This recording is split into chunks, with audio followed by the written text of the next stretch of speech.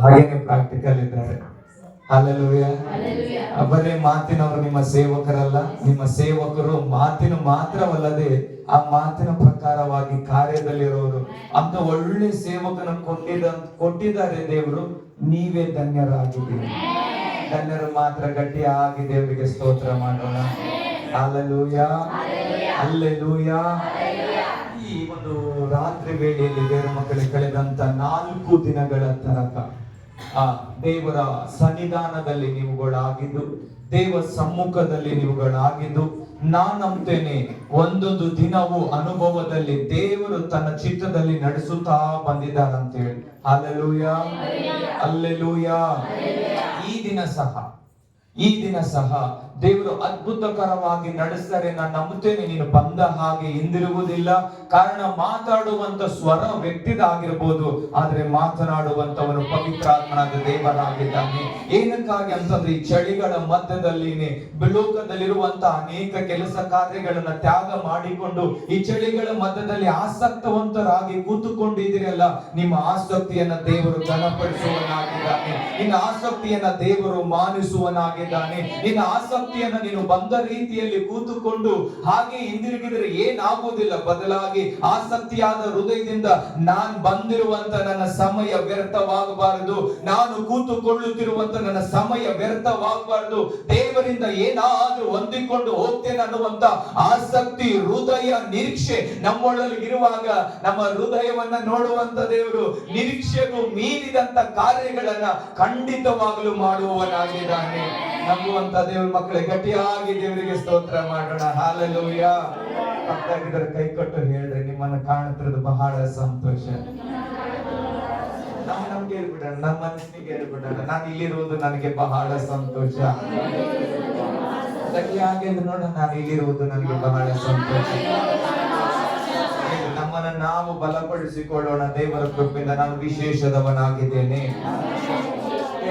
ನಾನು ವಿಶೇಷ ಉಳ್ಳವನಾಗಿದ್ದೇನೆ.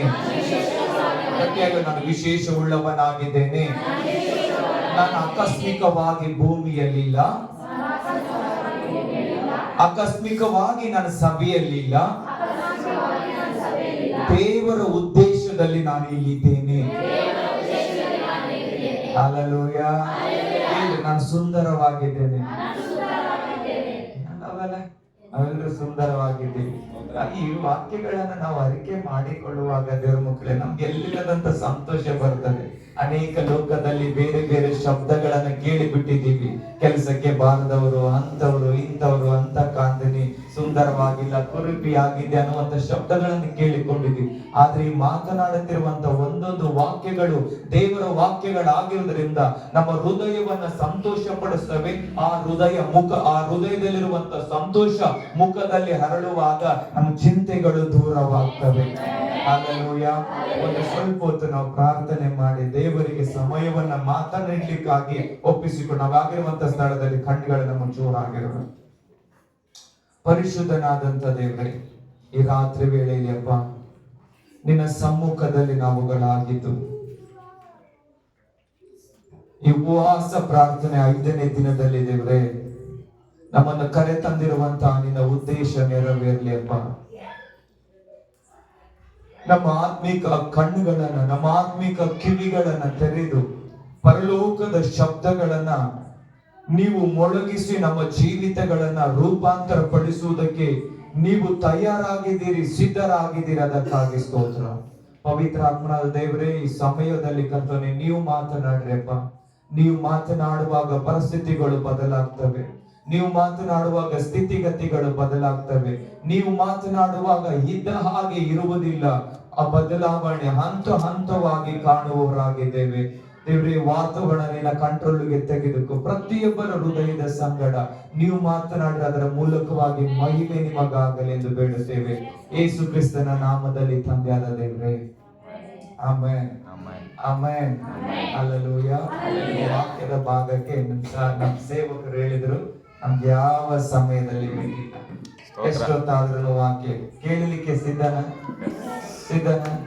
ಎಷ್ಟೊತ್ತಾದ್ರೂ ಪರವಾಗಿಲ್ಲ, 1-2 ತಾಸಾದ್ರು ಓಕೆ, ದೇವ್ರಿಗೆ ಸ್ತೋತ್ರ. ನಿಮ್ಮ ಆಸಕ್ತಿ ನೋಡಿ, ನಾನು ಮಾತನಾಡುದಿಲ್ಲ, ದೇವ್ರು ಮಾತನಾಡ್ತಾರೆ. ನೀವು ಅರಿಕೆ ಮಾಡಿರೋದು ದೇವರ ಸಮ್ಮುಖದಲ್ಲಿ ಮಾತನಾಡ್ಲಿಕ್ಕಾಗಿ ಸಿದ್ಧರಾಗಿರ್ಬೇಕಾದ್ರೆ ಮಾತನಾಡುವಂತ ದೇವ್ರು ಮಾತನಾಡ್ತಾನೆ. ಮಾತನಾಡಬೇಕಾದ್ರೆ ದೇವ್ರ ಮಕ್ಕಳಿಗೆ ಕೇಳುವುದಕ್ಕೆ ನಮ್ಮ ಕಿವಿಗಳು ತೆರೆದವರಾಗಿರ್ಬೇಕು. ಲೋಕದಲ್ಲಿ ಅನೇಕ ಶಬ್ದಗಳನ್ನ ಕೇಳುವವರಾಗಿದ್ದೇವೆ. ಲೋಕದಲ್ಲಿ ಅನೇಕ ಶಬ್ದಗಳನ್ನ ಕೇಳುವಾಗ ಯಾವ ಶಬ್ದಗಳು ನಮ್ಮ ಜೀವಿತಗಳನ್ನ ಬದಲಾಯಿಸುವುದಿಲ್ಲ, ಬದಲಾಗಿ ದೇವರ ಶಬ್ದ ಮಾತ್ರ ನಮ್ಮ ಜೀವಿತಗಳನ್ನ ಬದಲಾಯಿಸುವಂತದ್ದಾಗಿದೆ. ಇವತ್ತು ರಾತ್ರಿ ವೇಳೆಯಲ್ಲಿ ವಾಕ್ಯದ ಭಾಗದಲ್ಲಿ ನಿಂತುಕೊಂಡೇ ಮಾತನಾಡುವವರಾಗಿದ್ದೇವೆ. ದೇವ್ರ ಮಕ್ಕಳೇ, ವಾಕ್ಯ ಯಾಕೆ ಮನುಷ್ಯನ ಜೀವಿತದಲ್ಲಿ ಬಹಳ ಮುಖ್ಯ ಅಂತಂದ್ರೆ, ಅವನ ಜೀವಿತ ಕಟ್ಟಲ್ಪಡಬೇಕು ಅಂತಂದ್ರೆ, ಅವನ ಕುಟುಂಬ ಕಟ್ಟಲ್ಪಡಬೇಕಂದ್ರೆ, ಅವನಾಗಿರುವಂತ ಸೇವೆ ಕಟ್ಟಲ್ಪಡಬೇಕಂತಂದ್ರೆ ಬೀಜವಾಗಿರುವಂತ ವಾಕ್ಯ ಬಹಳ ಮುಖ್ಯ. ಆ ವಾಕ್ಯದಿಂದ ಅವನ ಜೀವಿತಗಳು ಕಟ್ಟಲ್ಪಟ್ಟಾಗ ಅವನ ಜೀವಿತಗಳು ಅನೇಕ ಜನರಿಗೆ ಆಶೀರ್ವಾದಕರವಾಗಿರ್ತವೆ. ಅವನ ಜೀವಿತವು ಅನೇಕ ಜನರಿಗೆ ಮಾದರಿಯಾಗಿರುವಂತದ್ದಾಗಿದೆ. ಅದೇ ಪ್ರಕಾರವಾಗಿ ಇವತ್ತು ವಾಕ್ಯದಿಂದ ಎಷ್ಟು ತಾಸು ದೇವರಾತ್ಮನು ನಮ್ಮನ್ನು ನಡೆಸುತ್ತಾನೋ ಅಷ್ಟು ಕಲಿತುಕೊಳ್ಳುವುದಕ್ಕಾಗಿ, ಹೇಳ್ರಿ, ಕಲಿತುಕೊಳ್ಳುವುದಕ್ಕಾಗಿ ಹೋಗೋಣ. ಯಾಕೆ ದೇವರು ನಮಗೆ ಕಲಿಸುತ್ತಾನಂತಂದ್ರೆ, ನಮಗೆ ಕಲಿಸಿ ಅನೇಕರಿಗೆ ಕಲಿಸುವುದಕ್ಕಾಗಿ ನಮಗೆ ಕಲಿಸ್ತಾನೆ. ನಾವು ಕೇಳುವಂತ ವಾಕ್ಯಗಳು ನಮ್ಮ ಜೀವಿತಗಳಲ್ಲಿ ಫಲದಾಯಕವಾಗಿರದೆ ಅನೇಕ ಜನರಿಗೆ ಫಲದಾಯಕವಾಗಿರ್ಬೇಕು ಅನ್ನುವಂತ ಕಾರಣಕ್ಕಾಗಿನೇ ಎಲ್ಲೋ ಇರುವಂತ ನಾವುಗಳು ನನ್ನನ್ನೇ ದೇವರು, ನಿನ್ನನ್ನೇ ದೇವರು ಯಾಕೆ ನೋಡಿದನಂದ್ರೆ, ಆತನ ದೃಷ್ಟಿಯಲ್ಲಿ ನೀನೊಬ್ಬನು ಬಹು ಅಮೂಲ್ಯನಾಗಿದ್ದಿ. ನಿನ್ನ ಕುರಿತಾಗಿರುವಂತ ದೇವರ ಮಹಾ ಪ್ರಣಾಳಿಕೆ ನೆರವೇರಬೇಕು ಅನ್ನುವಂತ ಕಾರಣಕ್ಕಾಗಿನೇ ಈ ಚಳಿಗಳ ಮಧ್ಯದಲ್ಲಿ ಅನೇಕ ಕೆಲಸಗಳು ಇದ್ರೂ ಸಹ ತಪ್ಪಿಸಿಕೊಂಡು ಬಂದಿದೆಯಲ್ಲ, ರೈಟ್ ಟೈಮಿಗೆ, ರೈಟ್ ಸ್ಥಳಕ್ಕೆ, ರೈಟ್ ವ್ಯಕ್ತಿಯ ಕೈಗಳಿಗೆ ನೀನು ಸಿಕ್ಕಿರಬೇಕಾದ್ರೆ ಅದು ಒಳ್ಳೆ ಕುಂಬಾರನು ಸುಂದರವಾಗಿ ರೂಪಿಸುವನಾಗಿದ್ದಾನೆ, ಜನರಿಗೆ ಆಶೀರ್ವಾದಕರವಾಗಿ ರೂಪಿಸುವನಾಗಿದ್ದಾನೆ. ನಿನ್ನ ಯೋಚನೆ ಅಲ್ಲ, ಸೇವಕನ ಯೋಚನೆ ಅಲ್ಲ, ದೇವರು ತನ್ನ ಹೃದಯದಲ್ಲಿ ಏನಿದೆ ಆ ರೀತಿಯಾಗಿ ರೂಪಿಸುತ್ತಾನೆ. ಹಲ್ಲೆಲೂಯಾ. ವಚನವನ್ನ ತೆಗೆದು ನಾವು ಓದುವರಾಗಿರೋಣ. ಇಬ್ರಿಯರು ಬರೆದ ಪತ್ರಿಕೆ 4ನೇ ಅಧ್ಯಾಯ ಅದರ 12ನೇ ವಚನ. ಇಬ್ಬರಿಗೆ ಬರೆದ ಪತ್ರಿಕೆ 4ನೇ ಅಧ್ಯಾಯ ಅದರ 12ನೇ ವಚನವನ್ನು ನಾವು ಓದುವರಾಗಿರೋಣ. ಅನೇಕ ಸಾರಿ ಕೇಳಿಸಿಕೊಂಡಿದ್ದೀವಿ. ನಮ್ಗೆಲ್ಲರಿಗೆ ಏನು ಅಂತಂದ್ರೆ ಅದು ಬಾಯಿಪಾಠವೂ ಆಗಿದೆ. ಆದ್ರೆ ನಾವು ಇವತ್ತು ರಾತ್ರಿ ವೇಳೆಯಲ್ಲಿ ಕಲ್ತುಕೊಂಡು ಹೋಗ್ಬೇಕು. ದೇವ ಸಮ್ಮುಖದಲ್ಲಿ ಕಲ್ತುಕೊಂಡು ಹೋಗ್ಬೇಕು. ವಾಕ್ಯ ಕೇಳುತ್ತಿರುವಾಗಲೇ ನಿಮ್ಮ ಹೃದಯಗಳಲ್ಲಿ ನಂಬಿಕೆ ಹುಟ್ಟುವಾಗ ಆ ನಂಬಿಕೆ ನೀನ್ ಏನ್ ನಿರೀಕ್ಷೆ ಇಟ್ಟುಕೊಂಡು ಬಂದಿದೆಯೋ ಅದನ್ನ ಪರಿಪೂರ್ಣವಾಗಿ ಮಾಡ್ಲಿಕ್ಕೆ ಸಾಮರ್ಥ್ಯ ಇದೆ. ಕೇಳಿಸಿಕೊಳ್ಳೋಣ. ಯಾಕೆಂದರೆ ದೇವರ ವಾಕ್ಯವು ಸಜೀವವಾದದ್ದು, ಕಾರ್ಯಸಾಧಕವಾದದ್ದು, ಯಾವ ಇಬ್ಬಾಯಿ ಕತ್ತಿಗಿಂತಲೂ ಹದವಾದದ್ದು, ಪ್ರಾಣ ಆತ್ಮಗಳನ್ನು ಕೀಲು ಮಚ್ಚೆಗಳನ್ನು ವಿಭಾಗಿಸುವಷ್ಟು ಮಟ್ಟಿಗೂ ತೂರಿ ಹೋಗುವಂತದ್ದು. ಇಲ್ಲಿ ವಾಕ್ಯದಲ್ಲಿ ನಾವು ಕೇಳಿಸಿಕೊಳ್ಳುವರಾಗಿದ್ದೇವೆ. ದೇವರ ವಾಕ್ಯವು ಜೀವವುಳ್ಳದ್ದು, ದೇವರ ವಾಕ್ಯವು ಕಾರ್ಯ ಮಾಡುವಂತದ್ದು. ಸರ್, ಅನೇಕ ಸಾರಿ ನಾವು ಕೇಳಿಸಿಕೊಂಡಿದ್ದ, ಆದ್ರೂ ಪರವಾಗಿಲ್ಲ, ಮತ್ತೆ ಕೇಳಿಸಿಕೊಳ್ಳೋಣ. ಕೇಳೋದ್ರಿಂದ ಮತ್ತೆ ಏನು ಬರ್ತದೆ? ನಂಬಿಕೆ ಬರ್ತದೆ. ಇದು ಶಾಲೆಯಲ್ಲಿ ಓದುವಂತ ಪಠ್ಯ ಪುಸ್ತಕ ಅಲ್ಲ. ನಾನು 10ನೇ ಕ್ಲಾಸ್ ಮುಗಿಸಿದ್ದೀನಿ, ಗುಜರಿ ಅಂಗಡಿಗೆ ಹಾಕ, ಮುಗಿಸಿದೀನಿ, ಗುಜರಿ ಅಂಗಡಿಗೆ ಹಾಕು, ಇಲ್ಲ ಚುಡುವ ಮಾಡೋದಕ್ಕಾಗಿ ರೌಂಡ್ ಸುದ್ದಿ ಕೊಡ್ತಾರಲ್ಲ, ಹಂಗಾಗಿ ಮುಗಿಸಿರುವಂತ ಪಾಠವನ್ನ ಕೆಜಿ ಲೆಕ್ಕ ಪೇಪರ್ ಮಾರೋನ್ಗೆ ಕೊಟ್ಟು ಹೋಗುವಂತದ್ದು. ಇಬ್ರಿಯರ ಪತ್ರಿಕೆ 4ನೇ ಅಧ್ಯಾಯ ಅನೇಕ ಸಾರಿ ಮುಗಿಸಿದೀವಿ. ಬ್ಯಾಡ ಅನ್ಲಿಕ್ಕಾಗಿಲ್ಲ. ಪ್ರತಿ ದಿನವೂ ಅಗಿಲಾಗ ಹೊಸ ಸತ್ಯಾರ್ಥಗಳನ್ನೇ ಕಂಡುಕೊಳ್ಳುವರಾಗಿದ್ದೀವಿ. ಎಷ್ಟೋ ಸಾರಿ ಕೇಳಿರ್ಬೋದು, ಆದ್ರೂ ಸಹ ಉಮ್ನಾಬಾದ್ ಬಂದಿದ್ದೀನಿ, ಮತ್ತೊಂದ್ಸರಿ ಕೇಳಿಸ್ಕೊಳ್ರಿ. ದೇವರ ವಾಕ್ಯವು ಅದು ಸಜೀವವಾದದ್ದು. ದೇವರ ವಾಕ್ಯವು ಸಜೀವವಾದ ದೇವರ ವಾಕ್ಯವಾದ ಕಾರಣಕ್ಕಾಗಿನೇ ಅದು ಕಾರ್ಯವನ್ನ ಸಾಧಿಸುವಂತದ್ದಾಗಿದೆ. ಎಂತ ಕಾರ್ಯ ಸಾಧಿಸುವಂತದ್ದಾಗಿದೆ? ವಾಕ್ಯದಲ್ಲಿರುವಂತ ಸಾಮರ್ಥ್ಯದ ಅನುಗುಣವಾಗಿ ಕಾರ್ಯ ಮಾಡುವಂತದ್ದಾಗಿದೆ. ಹಾಗಾಗಿರ್ಬೇಕಾದ್ರೆ ಯಾರ ಒಳಗಡೆ ಕಾರ್ಯ ಮಾಡ್ತದಂತ ಹೇಳಿ ದೇವರ ವಾಕ್ಯದಲ್ಲಿ ನೋಡುವುದಾದ್ರೆ ಕೇಳುವವರ ಜೀವಿತದಲ್ಲಿ ಅಲ್ಲ, ತಿಳುಕೊಳ್ಳುವವರ ಜೀವಿತಗಳಲ್ಲ, ನಂಬುವವರ ಜೀವಿತಗಳೊಳಗೆ ದೇವರ ವಾಕ್ಯ ವಾಕ್ಯ ಬಲವಾದ ಕಾರ್ಯ ಮಾಡುವಂತದ್ದಾಗಿದೆ. ಕೇಳಿದವರು ಮರೆತು ಬಿಡಬಹುದು, ಆದ್ರೆ ನಂಬುವರೊಳಗಡೆ ದೇವರ ವಾಕ್ಯ ಬಲವಾದ ಕಾರ್ಯ ಮಾಡುತ್ತದೆ. ನಾನು ನಂಬುತ್ತೇನೆ, ಇದರ ಮಧ್ಯದಲ್ಲಿ ಅನೇಕ ನಂಬುವವರು ಇದರ ಮಧ್ಯದಲ್ಲಿ ಇದ್ದೀರಿ ಅಂತ ಹೇಳಿ. ನೀವು ನಂಬುವುದಾದ್ರೆ ದೇವರ ವಾಕ್ಯ ಈ ರಾತ್ರಿ ವೇಳೆಯಲ್ಲಿ ಬಲವಾದ ಕಾರ್ಯ ಮಾಡುವಂತದ್ದಾಗಿದೆ. ಹಲ್ಲೆಲೂಯಾ. ಹಾಗಾಗಿದೆ. ಆದ್ರೆ ವಾಕ್ಯವನ್ನ ಈ ರಾತ್ರಿ ವೇಳೆ ನಾವು ಕಲಿತುಕೊಳ್ಳುವುದಕ್ಕಾಗಿ ಹೋಗೋಣ. ನಮ್ಮೆಲ್ಲರಿಗೆ ಗೊತ್ತಿರುವಂತ ವಾಕ್ಯದ ಭಾಗವನ್ನೇ ತೆಗೆದುಕೊಂಡು ನಾನು ಮಾತನಾಡುತ್ತೇನೆ. ದೇವ ಮಕ್ಕಳೇ, ಯಾಕಂತಂದ್ರೆ ನಾವು ಬಹಳ ಜ್ಞಾನವಂತರಾಗಿದ್ದೇವೆ. ಹಲ್ಲೆಲೂಯಾ. ಕೆಲವೊಂದು ಸಾರಿ ತಲೆ ಜ್ಞಾನ ಹೃದಯದ ಜ್ಞಾನ ಬಹಳ ವ್ಯತ್ಯಾಸ ಇದೆ.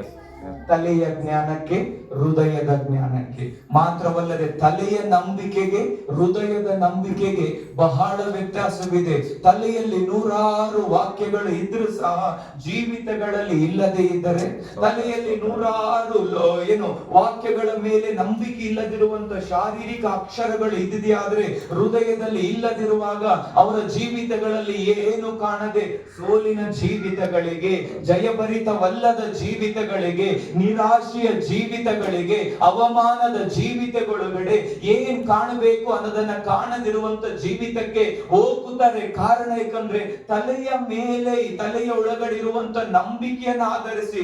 ಆದ್ರೆ ದೇವರ ವಾಕ್ಯದಲ್ಲಿ ನಾವು ನೋಡುವರಾಗಿದ್ದೇವೆ. ನಂಬುವುದಾದರೆ ದೇವರ ವಾಕ್ಯ ಬರೆಯಲ್ಪಟ್ಟಿರುವಂತದ್ದು ಹಾಗೆಯೇ ಬರೆಯಲ್ಪಟ್ಟಿದೆ. ಯಾರು ಬದಲಾಯಿಸುವುದಕ್ಕೆ ಆಗುವುದೇ ಇಲ್ಲ, ಬದಲಾಯಿಸಲಿಕ್ಕೆ ಸಾಧ್ಯವಿಲ್ಲ. ನೀನು ಓದಿದ್ರು ಅಲ್ಲಿ ಹಾಗೆ ಇರ್ತದೆ, ನೀನು ಓದದಿದ್ರು ಹಾಗೆ ಇರ್ತದೆ. ಆದ್ರೆ ಓದಿರುವಂತ ವಾಕ್ಯವನ್ನ, ಕೇಳಿಸಿಕೊಳ್ಳುತ್ತಿರುವಂತ ವಾಕ್ಯವನ್ನ ನಂಬುವುದಾದ್ರೆ ಆ ವಾಕ್ಯದಲ್ಲಿರುವಂತ ಸಾಮರ್ಥ್ಯವನ್ನ ನೀನು ಕಾಣ್ತೀನಿ, ಆ ವಾಕ್ಯದಲ್ಲಿರುವಂತ ಸಾಮರ್ಥ್ಯವನ್ನ ನಾನು ಕಾಣ್ತೇನೆ, ಆ ವಾಕ್ಯದಲ್ಲಿರುವಂತ ಸಾಮರ್ಥ್ಯವನ್ನ ಕುಟುಂಬ ಕಾಣುತ್ತದೆ, ಆ ವಾಕ್ಯದಲ್ಲಿರುವಂತ ಸಾಮರ್ಥ್ಯವನ್ನ ಸಭೆಯು ಕಾಣುವಂತದ್ದಾಗಿದೆ. ನಮ್ಮೂರು ಗಟ್ಟಿಯಾಗಿ ದೇವರಿಗೆ ಸ್ತೋತ್ರ ಮಾಡೋಣವಾ? ಗಟ್ಟಿಯಾಗಿ ಇನ್ನೊಂದು ಸಾರಿ ದೇವರಿಗೆ ಸ್ತೋತ್ರ ಮಾಡೋಣವಾ? ಹಾಗಾಗಿದೆಯಾದ್ರೆ ದೇವರ ಮಕ್ಕಳೇ, ಮತ್ತಾಯನ ಬರೋ ಸುವಾರ್ತೆ 13ನೇ ಅಧ್ಯಾಯದ ಕಡೆಗೆ ಎಲ್ಲರಿಗೆ ಗೊತ್ತು. ಆದ್ರೆ ಸಹ ಕೇಳಿಸಿಕೊಳ್ಳಿ. ಮತ್ತಾಯನ ಬರೋ ಸುವಾರ್ತೆ 13ನೇ ಅಧ್ಯಾಯ 4ರಿಂದ 9ನೇ ವಚನದವರೆಗೆ ನಮ್ಮೆಲ್ಲರಿಗೆ ಗೊತ್ತು. ಹಾಡನ್ನು ಹಾಡಿದ್ದೀವಿ, ಕೇಳಿಸಿಕೊಳ್ಳಿದ್ದೀವಿ. ಅನೇಕ ವಿಧಗಳಲ್ಲಿ ನಾವು ಇದನ್ನ ಸ್ಕಿಟ್ ಅನ್ನ ಮಾಡಿದವರು ಸಹ ಆಗಿದ್ದೀವಿ. ಇಲ್ಲಿ ಬರೆಯಲ್ಪಟ್ಟಿರುವಂತ ವಾಕ್ಯದ ಭಾಗ ಎಲ್ರಿಗೂ ಪರಿಚಿತವಾದಂತ ವಾಕ್ಯನೇ. ಆದ್ರೆ ದೇವ್ರ ಮಕ್ಕಳೇ, ವಾಕ್ಯವನ್ನ ವ್ಯಾಖ್ಯದ ರೀತಿಯಲ್ಲಿ ಕಲಿತುಕೊಳ್ಳೋದು ಬೇಡ, ವಾಕ್ಯದಲ್ಲಿರುವಂತ ಸತ್ಯ ಅರ್ಥವನ್ನ ತಿಳಿದುಕೊಳ್ಳೋಣ. ಪ್ರೀತಿಯ ನನ್ನ ಈ ಸಹೋದರರೆಲ್ಲರನ್ನ ನಾನು ಈ ರಾತ್ರಿ ವೇಳೆಯಲ್ಲಿ ಕೇಳಿಕೊಳ್ಳುವುದಕ್ಕಾಗಿ ಇಷ್ಟವುಳ್ಳವನಾಗಿದ್ದೇನೆ. ನನಗೆ ಗೊತ್ತು ಅನ್ನುವಂಥದ್ದನ್ನ ನಾವು ತೆಗೆದುಹಾಕೋಣ. ನಾನು ಓದಿದ್ದೀನಿ ಅನ್ನುವಂಥದ್ದನ್ನು ತೆಗೆದುಹಾಕೋಣ. ಈ ವಾಕ್ಯದಲ್ಲಿರುವಂತ ಸತ್ಯಾರ್ಥವನ್ನ ತಿಳಿದುಕೊಳ್ಳುವಾಗ, ಈ ವಾಕ್ಯದಲ್ಲಿರುವಂತ ಸತ್ಯವನ್ನ ತಿಳ್ಕೊಳ್ಳುವಾಗ ವಾಕ್ಯ ಹೇಳ್ತದೆ, ಸತ್ಯವು ನಿಮ್ಮನ್ನ ಬಿಡುಗಡೆ ಮಾಡುವಂತದ್ದಾಗಿದೆ. ಇದುವರೆಗೂ ಕಾಣದಿರುವಂತ ಸಂಗತಿಗಳನ್ನ ನೀನು ಕಾಣಬೇಕಾದ್ರೆ, ಇದುವರೆಗೂ ಅನುಭವಿಸದಿರುವಂತ ಸಂಗತಿಗಳನ್ನ ಅನುಭವಿಸಬೇಕಾದ್ರೆ ಒಂದೇ ಒಂದು ವಾಕ್ಯದಲ್ಲಿರುವಂತ ಸತ್ಯವನ್ನ ನಾವು ತಿಳಿದುಕೊಳ್ಳೋಣ.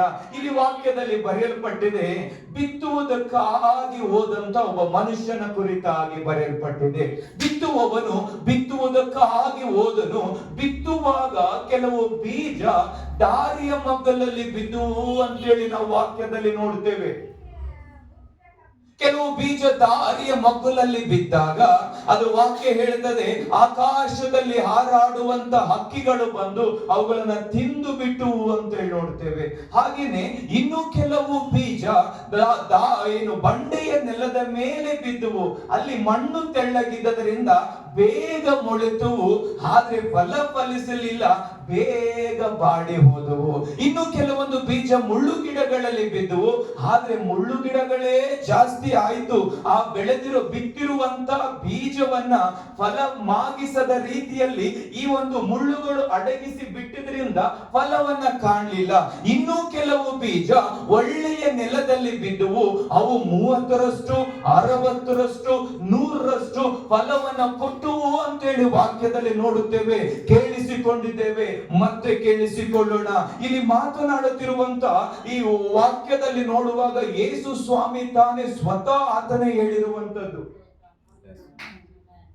ಹಾಗಾದ್ರೆ ಕಿವಿ ಕೊಡಬೇಕಲ್ಲ. ಹಲ್ಲೆಲೂಯಾ. ಯೇಸು ಸ್ವಾಮಿ ಈ ಒಂದು ಈ ರೀತಿಯಾಗಿರುವಂತ ಈ ಚಿಕ್ಕ ಬೈಬಲ್ ಅನ್ನ ಯಾರಾದ್ರೂ ಒಂದು ವೇಳೆ ಇದ್ದಿದೆಯಾದ್ರೆ ಈ ರೀತಿಯಾಗಿರುವಂತ ಚಿಕ್ಕ ಬೈಬಲ್, ಇಲ್ಲಿ ರೆಡ್ ಲೆಟರ್ ಅಲ್ಲಿ ಕೆಲವೊಂದು ಅಕ್ಷರಗಳು ಬರೆದಿದೆ. ಫಸ್ಟ್ ನೇ ಫ್ರಂಟ್ ಪೇಜ್ ಅಲ್ಲೇ ಈ ರೀತಿಯಾಗಿ ಹೇಳ್ತದೆ, ಯೇಸು ಕ್ರಿಸ್ತನು ನುಡಿದಿರುವಂತ ಮಾತುಗಳನ್ನ ಕೆಂಪು ಅಕ್ಷರಗಳಲ್ಲಿ ಮುದ್ರಿಸಲಾಗಿದೆ. ಈಗ ಕೇಳುತ್ತಿರುವಂತ ಈ ಬಿತ್ತುವವನ ಸಾಮ್ಯವನ್ನ ಸ್ವತಃ ಯೇಸು ಸ್ವಾಮಿನೇ ಹೇಳಿರೋದು. ಹಲ್ಲೆಲೂಯಾ. ಆದ್ರೆ ಯೇಸು ಸ್ವಾಮಿ ಹೇಳಿದಾರಂತಂದ್ರೆ ಅದು ಸತ್ಯವಾಗಿರುತ್ತದೆ. ಯೇಸು ಸ್ವಾಮಿ ಹೇಳಿದಾರಂತಂದ್ರೆ ಅದು ಕಾರ್ಯವಾಗ್ತದೆ. ಯೇಸು ಸ್ವಾಮಿ ಹೇಳಿದಾರಂದ್ರೆ ಏನೋ ಒಂದಾಗ್ತದೆ. ಆ ರೀತಿಯಾಗಿರ್ಬೇಕಾದ್ರೆ ಇಲ್ಲಿ ಬಿತ್ತುತ್ತಿರುವಂತ ಮನುಷ್ಯನು ಇದರ ಅರ್ಥವನ್ನ ನಾವು ಕೇಳುವಾಗ ತಿಳುಕೊಳ್ಳುವಾಗ ದೇವರ ವಾಕ್ಯದಲ್ಲಿ ನಾವು ನೋಡುತ್ತೇವೆ, ಬೀಜವಂದ್ರೆ ದೇವರ ವಾಕ್ಯ ಅಂತೇಳಿ. ಬೀಜವಂದ್ರೆ ದೇವರ ವಾಕ್ಯ ಅಂತ ನನ್ನ ಸಂಗಡವಾಗಿ ಹೇಳ್ರಿ, ಬೀಜವಂದರೆ ದೇವರ ವಾಕ್ಯ. ಗಟ್ಟಿಯಾಗಿ ಹೇಳಬೇಕು, ಬೀಜವಂದರೆ ದೇವರ ವಾಕ್ಯ. ಈ ಬೀಜ ಅರ್ಥ ಆಗುವುದಕ್ಕಾಗಿ ಶಾರೀರಿಕವಾಗಿ ನೋಡುವಾಗ ನಮ್ಗೆ ಅನೇಕ ತರವಾದಂತ ಬೀಜಗಳನ್ನ ನಾವು ನೋಡುತ್ತೇವೆ. ಬೀಜಗಳನ್ನು ನೋಡುವಾಗ ಬೀಜದ ಪ್ರಮಾಣ ಚಿಕ್ಕದಾಗಿರ್ತದೆ, ಆದ್ರೆ ಅದರೊಳಗಿರುವಂತ ಜೀವದ ಸಾಮರ್ಥ್ಯ ಯಾರಿಗೂ ಗೊತ್ತಿಲ್ಲ. ಬೀಜ ಚಿಕ್ಕವಾಗಿರ್ತದೆ, ಆದ್ರೆ ಅದರ ಸಾಮರ್ಥ್ಯ ಗೊತ್ತಿಲ್ಲದ ಕಾರಣಕ್ಕಾಗಿ ಅದು ಯಾವ ಗಿಡವನ್ನ ಹೊಂದಿದೆ ಗೊತ್ತಿಲ್ಲ, ಎಷ್ಟು ಪಂಟೆನ ಹೊಡೆದಿದೆ ಗೊತ್ತಿಲ್ಲ, ಎಷ್ಟು ಕಾಳನ್ನ ಬಿಡುತ್ತದೆ ಗೊತ್ತಿಲ್ಲ. ಬೀಜ ಅರ್ಥವಾಗುವುದಕ್ಕಾಗಿ ನಾನು ಹೇಳ್ತಾ ಇದ್ದೀನಿ. ಆದ್ರೆ ಆ ಬೀಜ ಅನ್ನುವಂಥದ್ದು ಬೆಳೆದಾಗ, ಆ ಬೀಜ ಅನ್ನುವಂಥದ್ದು ಸಸಿಯಾದಾಗ, ಆ ಬೀಜ ಅನ್ನುವಂಥದ್ದು ಗಿಡವಾದಾಗ, ನಾನು ಹೇಳ್ತೇನೆ ಆ ಬೀಜದಲ್ಲಿ ಕಾಡನ್ನ ಸೃಷ್ಟಿಸುವಂತ ಸಾಮರ್ಥ್ಯ ಇದೆ. ಹಲ್ಲೆಲೂಯಾ. ಆ ಬೀಜದಲ್ಲಿರುವಂತ ಜೀವ ಸಾಮಾನ್ಯವಾದದ್ದಲ್ಲ. ನಾವೆಲ್ಲರೂ ರೈತರ ಹಿನ್ನೆಲೆಗೂ ಆಗಿದ್ದೆ ಆದ್ರೆ ಗೊತ್ತಾಗ್ತದೆ. ಬಿತ್ತುವಾಗ ಕೆಜಿ ಗಟ್ಟಲೆ, ಬಿತ್ತುವಾಗ ಸೇರಿನ ಗಟ್ಟಲೆ, ಬಿತ್ತುವಾಗ ಸಾಮಾನ್ಯವಾಗಿ ಬೀಜಗಳನ್ನು ಬಿತ್ತುತ್ತಾನೆ. ಆದ್ರೆ ಕೊಯ್ಯುವಾಗ ಕೆಜಿ ಗಟ್ಟಲೆ ಕೊಯ್ಯುವುದಿಲ್ಲ, ಕ್ವಿಂಟಲ್ ಗಟ್ಟಲೆ ಕೊಯ್ಯುವನಾಗಿದ್ದಾನೆ. ಕಾರಣ ಯಾಕಂದ್ರೆ ಆ ಬೀಜದಲ್ಲಿ ಜೀವ ಇದೆ. ಬಿತ್ತುವಂತ ಪ್ರಮಾಣ ಚಿಕ್ಕದು, ಆದ್ರೆ ಕೊಯ್ಯುವಂತ ಪ್ರಮಾಣ ಬಹಳ ದೊಡ್ಡದು. ಶಾರೀರಿಕವಾಗಿರುವಂತ ಬೀಜದಲ್ಲೇ ಇಷ್ಟು ಸಾಮರ್ಥ್ಯವಿರಬೇಕಾದ್ರೆ ವಾಕ್ಯ ಹೇಳ್ತದೆ, ದೇವರ ವಾಕ್ಯವೆಂಬ ಬೀಜದಲ್ಲಿ ಇನ್ನೆಷ್ಟು ಸಾಮರ್ಥ್ಯ ಇರಬೇಕು. ಹಲ್ಲೆಲೂಯಾ. ಬೀಜ ಬಂದರೆ ದೇವರ ವಾಕ್ಯ, ದೇವರ ವಾಕ್ಯ ಬೀಜವಾಗಿದೆ. ಈ ಬೀಜದಲ್ಲಿ ಜೀವವಿದೆ. ಈ ಬೀಜದಲ್ಲಿ ಇನ್ನು ನಾವು ಆತ್ಮಿಕವಾಗಿ ಅರಿತುಕೊಳ್ಳುವುದಾದ್ರೆ ಯೇಸು ಕ್ರಿಸ್ತನ ಜೀವಿತನೇ ಇದೆ. ದೇವರ ವಾಕ್ಯದಲ್ಲಿ ನಾವು ನೋಡುತ್ತೇವೆ, ಆದಿಯಲ್ಲಿ ಯೋಹಾನ ಬರೆದ ಸುವಾರ್ತೆ 1ನೇ ಅಧ್ಯಾಯದಲ್ಲಿ ದೇವರ ವಾಕ್ಯ ಹೇಳ್ತದೆ, ಆದಿಯಲ್ಲಿ ವಾಕ್ಯವಿತ್ತು, ಆ ವಾಕ್ಯವು ದೇವರ ಬಳಿಯಲ್ಲಿತ್ತು, ಆ ವಾಕ್ಯವು ದೇವರಾಗಿತ್ತು. ಅಂದ್ರೆ ಅರ್ಥ ಮಾಡಿಕೊಳ್ಳಬೇಕು, ಈ ಬೀಜ ಅನ್ನುವಂಥದ್ದು ಸಾಮಾನ್ಯವಲ್ಲ. ಈ ಬೀಜ ಅನ್ನುವಂಥ ದೇವರ ವಾಕ್ಯ ಸಾಮಾನ್ಯವಾದದ್ದಲ್ಲ. ಈ ಬೀಜ ಅನ್ನುವಂಥದ್ದು ದೇವರ ಬೀಜವೇ ಆಗಿದೆ. ಹಲ್ಲೆಲೂಯಾ. ಬೀಜದಲ್ಲಿ ಯಾವುದೇ ವ್ಯತ್ಯಾಸಗಳಿಲ್ಲ. ಸ್ತೋತ್ರ ಸ್ತೋತ್ರ. ಹಲ್ಲೆಲೂಯಾ. ಈ 5 ದಿನಗಳು ಕೇಳಿದಂತ ಬೀಜದಲ್ಲಿ ಯಾವ ವ್ಯತ್ಯಾಸ ಇಲ್ಲ. 7 ದಿನಗಳಲ್ಲಿ ಕೇಳುವಂತ ಬೀಜದಲ್ಲಿ ಯಾವ ವ್ಯತ್ಯಾಸವೂ ಇಲ್ಲ. ಆದ್ರೆ ವ್ಯತ್ಯಾಸ ಅನ್ನುವಂಥದ್ದು ಯಾರಲ್ಲಿದೆ ಅಂತ ಹೇಳುವಾಗ ನಾನು ಹೇಳುವುದಿಲ್ಲ ದೇವರ ಮಕ್ಕಳೇ, ಆದ್ರೆ ಕೇಳುವಂತ ಹೃದಯ ಎಂಬ ನೆಲದ ಮೇಲೆ ಅದರ ಫಲಮಾಗಿಸುವಂತ ಸಾಮರ್ಥ್ಯ ಇರುವಂತದ್ದಾಗಿದೆ. ಪ್ರಾಬ್ಲಮ್ ಎಲ್ಲಿ? ಬೀಜದಲ್ಲಿ ಇಲ್ಲ. ಪ್ರಾಬ್ಲಮ್ ಎಲ್ಲಿ? ಬೀಜದಲ್ಲಿ ಇಲ್ಲ. ಸಮಸ್ಯೆ ಎಲ್ಲಿ? ಬೀಜದಲ್ಲಿ ಇಲ್ಲ. ಆದ್ರೆ ಮಾನವನ ಹೃದಯಗಳೆಂಬ ನೆಲಗಳ ಮೇಲೆ, ನೆಲದಲ್ಲಿ ಸಮಸ್ಯೆ ಇದೆ. ಇಲ್ಲಿ ವಾಕ್ಯದಲ್ಲಿ ನಾವು ನೋಡುವರಾಗಿದ್ದೇವೆ. ಮತ್ತೊಂದು ಬರೆದ ಸುವಾರ್ತೆಯಲ್ಲಿ ಕೆಲವರು ದೇವರ ವಾಕ್ಯವನ್ನ ಕೇಳಿದರು. ಅದರ ಅರ್ಥವನ್ನ ನಾವು ನೋಡುವುದಾದ್ರೆ, ಕೆಲವರು ದೇವರ ವಾಕ್ಯವನ್ನ ಕೇಳಿದ್ರು, ಆದ್ರೆ ಅವರು ತಿಳ್ಕೊಳ್ಳಲಿಲ್ಲ. ಮನೆಯಲ್ಲಿ ದೇವರ ವಾಕ್ಯವನ್ನ ಕೇಳಿಸಿಕೊಳ್ಳುತ್ತೇವೆ. ಈ ಒಂದು ಆಲಯದಲ್ಲಿ ಬಂದಾಗ ದೇವರ ವಾಕ್ಯವನ್ನ ಕೇಳಿಸಿಕೊಳ್ಳುತ್ತೇವೆ. ಈ ರೀತಿಯಾದಂತ ಮೀಟಿಂಗ್ಗಳು ನಡೆಯುವಾಗಲೂ ದೇವರ ವಾಕ್ಯವನ್ನ ಕೇಳಿಸಿಕೊಳ್ಳುತ್ತೇವೆ. ನಮ್ಮ ಯೂಟ್ಯೂಬ್ಗಳಲ್ಲಿ ದೇವರ ವಾಕ್ಯವನ್ನ ಕೇಳಿಸಿಕೊಳ್ಳುತ್ತೇವೆ. ನಡೆಯುವಂತ ಕೂಟಗಳಲ್ಲಿ ದೇವರ ವಾಕ್ಯವನ್ನ ಕೇಳಿಸಿಕೊಳ್ಳುತ್ತೇವೆ. ಹಾಗೇನೆ ಕೆಲವರು ದೇವರ ವಾಕ್ಯವನ್ನ ಕೇಳಿದ್ರು. ಕೇಳಿದಾಗ ಆದ್ರೆ ತಿಳುಕೊಳ್ಳದೆ ಇರ್ಲಿಲ್ಲ ಅಂತೇಳಿ ವಾಕ್ಯ ಹೇಳುತ್ತದೆ. ದೇವರ ವಾಕ್ಯವನ್ನ ಕೇಳಿ ತಿಳುಕೊಳ್ಳದೆ ಇರುವಲ್ಲಿ, ತಿಳುಕೊಳ್ಳದೆ ಇರುವಲ್ಲಿ ಬೀಜದಲ್ಲಿರುವಂತ ಜೀವ, ಬೀಜದಲ್ಲಿರುವಂತ ಫಲದ ಸಾಮರ್ಥ್ಯ, ಬೀಜದಲ್ಲಿರುವಂತ ದೇವರ ಸಾಮರ್ಥ್ಯ, ಬೀಜದಲ್ಲಿರುವಂತ ಎಷ್ಟೋ ಜನರಿಗೆ ಆಶೀರ್ವಾದವಾಗಿರುವಂತ ಸಾಮರ್ಥ್ಯ ಅವರ ಜೀವಿತದಲ್ಲಿ ಕಾಣಲಿಕ್ಕೆ ಆಗಲಿಲ್ಲ. ಕಾರಣ ಯಾಕಂದ್ರೆ ಅವರು ಕೇಳಿದ್ರು ಆದ್ರೆ ತಿಳುಕೊಳ್ಳಲಿಲ್ಲ. ಕೇಳುವುದರಲ್ಲಿನೂ ತಿಳುಕೊಳ್ಳುವುದರಲ್ಲಿನೂ ಬಹಳ ವ್ಯತ್ಯಾಸ ಇದೆ. ಅನೇಕ ನಾವು ಶಾಲೆಗಳಲ್ಲಿ ಓದಿದ್ದೀವಿ, ಕಾಲೇಜುಗಳು ಪೀರಿಯಡ್ಗಳು ಮುಗಿಬೇಕಾದ್ರೆ ಅರ್ಥ ಆಯ್ತಾ ಅಂತ ಕೇಳುತ್ತಾರೆ. ಹೇಳಿದ್ದೆಲ್ಲ ಅರ್ಥ ಆಯ್ತಾ ಅಂತ ಕೇಳ್ತದೆ. ಈಗ ಎಷ್ಟು ಒಂದು 40 ನಿಮಿಷಗಳ ಕಾಲ ಹೇಳ್ತಾರೆ, ಆದ್ರೆ ಕೊನೆಗೆ ಹೇಳ್ತಾರೆ ಕೇಳಿದ್ದೆಲ್ಲ ಅರ್ಥ ಆಯ್ತಾ ಅಂತಂದಾಗ ಅವಾಗ ನಾವು ಜಲ್ದ ಹೊರಗಡೆ ಹೋಗ್ಬೇಕಾಗಿರ್ತದಲ್ಲ, ತಲೆ ಅಲ್ಲಾಡಿಸ್ಬಿಡ್ತೀವಿ. ಆದ್ರೆ ಅದರ ಪರೀಕ್ಷೆ ಯಾವಾಗ ಆಗ್ತದೆ ಗೊತ್ತದ? ಟೆಸ್ಟ್ಗಳು ಬಂದಾಗ, ಇಂಟರ್ನಲ್ಗಳು ಬಂದಾಗ, ಎಕ್ಸಾಮ್ಗಳು ಬಂದಾಗ, ಅಯ್ಯೋ ಅವಾಗ ಏನೇನೋ ಡ್ಯಾನ್ಸ್ಗಳಾಗ್ತವೆ. ಕಾರಣ ಏನಂದ್ರೆ ಕೇಳ್ತೀವಿ, ತಿಳ್ಕೊಳ್ಳುವುದಿಲ್ಲ. ವಾಕ್ಯವು ಸಹ ಬರೀ ಕೇಳಿಸಿಕೊಳ್ಳಕ ಎಲ್ಲಿಂದ ಬಂದಿದ್ರು? ಇಂತಲೇ ಬಂದ್ರು. ಹೇಗಿತ್ತು? ತೋಲ್ಬಾರಿಂದ ಅಂತೇಳಿ ನಮ್ಮ ಭಾಷೆದಾಗ ಏನಿತ್ತು ಗೊತ್ತೇ ಇಲ್ಲ. ಯಾಕೆ ಗೊತ್ತಾ? ತಿಳುಕೊಳ್ಳುವಂತ ಸಾಮರ್ಥ್ಯದಲ್ಲಿ ನಾವು ಇಲ್ಲದೆ ಇದ್ದಾಗ ಬೀಜದಲ್ಲಿರುವಂತ ಬಲಭರಿತವಾದ ಜಯಭರಿತವಾದ ಜೀವಿತವನ್ನ ಕಾಣುವುದೇ ಇಲ್ಲ. ಹಾಗಾಗಿದೆ. ಆದ್ರೆ ದೇವ್ರ ಮಕ್ಕಳೇ, ಈ ಬೀಜದಲ್ಲಿ ಯಾಕೆ ತಿಳುಕೊಳ್ಳಕ್ಕೆ ಆಗದೆ ಇರ್ತದೆ ಅನ್ನುವಂತ ಕಾರಣವನ್ನ ನಾವು ಲೂಕನ ಬರೋ ಸುವಾರ್ತೆ 8ನೇ ಅಧ್ಯಾಯ ಮತ್ತು ಮಾರ್ಕನ ಬರೋ ಸುವಾರ್ತೆ 4ನೇ ಅಧ್ಯಾಯದಲ್ಲಿ ನಾವು ನೋಡುವಾಗ ಒಬ್ಬನು ಕಳ್ಳ ಇದ್ದಾನೆ. ಹೇಳ್ರಿ, ಕಳ್ಳ ಇದ್ದಾನೆ. ಗಟ್ಟೆಗಳು, ಕಳ್ಳ ಇದ್ದಾನೆ. ಈ ಹೃದಯದಲ್ಲಿ ದೇವರ ವಾಕ್ಯವೆಂಬ ಬೀಜವನ್ನ ಬಿತ್ತಿದಾಗ ಈ ವಾಕ್ಯದಲ್ಲಿ ಎಷ್ಟು ಸಾಮರ್ಥ್ಯ ಇದೆ ದಯಮಾಡಿ ನನ್ನನ್ನು ಕೇಳಿಸಿಕೊಳ್ಳ್ರಿ. ಈ ವಾಕ್ಯದಲ್ಲಿ ಎಷ್ಟು ಸಾಮರ್ಥ್ಯ ಇದೆ ಅಂದ್ರೆ ಅವರು ನಂಬಿ ರಕ್ಷಣೆ ಹೊಂದುವಂತ ಸಾಮರ್ಥ್ಯ ಇದೆ. ಹಲ್ಲೆಲೂಯಾ. ಅವರು ನಂಬಿ ರಕ್ಷಣೆ ಹೊಂದಬಾರದೆನ್ನುವಂತ ಕಾರಣಕ್ಕಾಗಿನೇ ಹೃದಯದಲ್ಲಿ ಬಿತ್ತಿರುವಂತ ಬೀಜವನ್ನ ಮರೆತು ಬಿಡುವ ಹಾಗೆ ಸೈತಾನನು ಆಕಾಶದ ಪಕ್ಷಿಗಳು ಬಂದು ಅವನ ತಿಂದು ಬಿಟ್ಟುವು ಅಂತ ಹೇಳಿ ವಾಕ್ಯದಲ್ಲಿ ನೋಡುತ್ತೇವೆ. ಇವತ್ತು ಯವನಸ್ಥರ ಜೀವಿತಗಳು ಜಯಭರಿತವಾಗದೆ, ಯವನಸ್ಥರ ಜೀವಿತಗಳು ಅನೇಕ ವಿಧವಾದಂತ ಹೊರಗಡೆ ಬರಕ್ಕೆ ಆಗದಿರುವಂತ ಕಾರಣ ಏನಂತಂದ್ರೆ ಕೇಳ್ತಾ ಇದ್ದಾರೆ ಆದ್ರೆ ತಿಳುಕೊಳ್ಳದೆ ಇರುವಲ್ಲಿ ಸೈತಾನನು ಬಂದು ಅವರು ನಂಬಬಾರದು, ಅವರು ರಕ್ಷಣೆ ಹೊಂದಬಾರದು, ಅವರ ಅಭಿವೃದ್ಧಿ ಪದ ಸಾಗಬಾರದು, ಅವರು ಫಲಭರಿತವಾದಂತ ಜೀವಿತ ಸಾಗಬಾರದು ಅನ್ನುವಂತ ಕಾರಣಕ್ಕಾಗಿನೇ ಬಿತ್ತಿರುವಂತ ಬೀಜವನ್ನ ಅವರ ಹೃದಯದಿಂದ ತೆಗೆದಾಕ್ತಾನೆ. ಇವರೇ ಇದರ ಕುರಿತಾಗಿ ಹೇಳ್ತದೆ ದಾರಿಯ ಮಕ್ಕಳು ಅಂತೇಳಿ. ಹಲ್ಲೆಲೂಯಾ. ನಾನು ಯಾಕೆ ಹೇಳ್ತೀನಿ ಅಂತಂದ್ರೆ ಕಣ್ಣೀರು ವ್ಯರ್ಥವಾಗಬಾರ್ದು ಅನ್ನುವಂತ ಕಾರಣಕ್ಕಾಗಿ ಹೇಳ್ತಾ ಇದ್ದೀನಿ. ನಾನು ಯಾಕೆ ಹೇಳ್ತೀನಿ ಗೊತ್ತಾ? ಒಂದು ದಿನದಲ್ಲಿ ಯೇಸು ಕ್ರಿಸ್ತನನ್ನ ಸ್ವಂತ ರಕ್ಷಕನಾಗಿ ಅಂಗೀಕರಿಸಬೇಕಾದ್ರೆ ಹೃದಯ ಬಡ್ಕೊಂಡು ಯೇಸುವೇ ನೀ ನನಗೆ ಬೇಕಪ್ಪ, ನನ್ನ ಪಾಪದ ಜೀವಿತ ನನಗೆ ಬೇಡ ದೇವ್ರೆ, ದುಷ್ಟ ಸ್ನೇಹಿತರ ಸಾಹಸ ಬೇಡ ದೇವ್ರೆ ಅಂತೇಳಿ ಅವತ್ತು ಕಣ್ಣೀರು ಹಾಕಿರುವಂತ ಜೀವಿತ, ಅವತ್ತು ಕುಟುಂಬಕ್ಕೆ ವಿರೋಧವಾಗಿ ದೀಕ್ಷಾಸ್ತ್ರನ ತೆಗೆದುಕೊಂಡು ಭಯ ಭಕ್ತಿಯಿಂದ ಸಭೆಗೆ ಬಂದು ಆರಾಧನೆಯಲ್ಲಿ ಪಾಲ್ಗೊಂಡು ನಡೀತಾ ಇದ್ದಿ ಇಲ್ಲ ಅಂತನಿಲ್ಲ. ಆ ಜೀವಿತ ವ್ಯರ್ಥವಾಗಬಾರದು ಅನ್ನುವಂತ ಕಾರಣಕ್ಕಾಗಿ ನಾನು ಮಾತನಾಡ್ತಿರೋದು ದೇವರ ಮಕ್ಕಳೇ. ಕಾರಣ ಯಾಕಂದ್ರೆ ಸಭೆಯಲ್ಲಿ ಒಂದು ವ್ಯಕ್ತಿ ಇದ್ದಾನಂತಂದ್ರೆ ಸೇವಕರಾದವರು ಹೇಗಾದ್ರೂ ನೋಡಬಹುದು, ಪಕ್ಕದಾಗಿದ್ದವರು ಯಾರು ಏನಾದ್ರೂ ನೋಡಬಹುದು, ಆದ್ರೆ ದೇವರು ನೋಡುವಂತದ್ದು ವಿಶೇಷವಾದ ರೀತಿಯಲ್ಲಿ, ಆ ವಿಶೇಷವಾದ ರೀತಿ ವ್ಯರ್ಥವಾಗಬಾರದು ಅನ್ನುವಂತ ಕಾರಣಕ್ಕಾಗಿನೇ ದೇವರ ವಾಕ್ಯದಲ್ಲಿ ನಾವು ನೋಡುತ್ತಾ ಇದ್ದೇವೆ. ಇನ್ನೂ ಕೆಲವರು ದೇವರ ವಾಕ್ಯವನ್ನ ಕೇಳಿದರು, ಇನ್ನು ಕೆಲವರು ದೇವರ ವಾಕ್ಯವನ್ನ ಕೇಳಿದ್ರು. ಹೇಗ್ ಮಾಡಿದ್ರು ಗೊತ್ತಾ? ಸಂತೋಷದಿಂದ ಸ್ವೀಕಾರ ಮಾಡಿದ್ರು.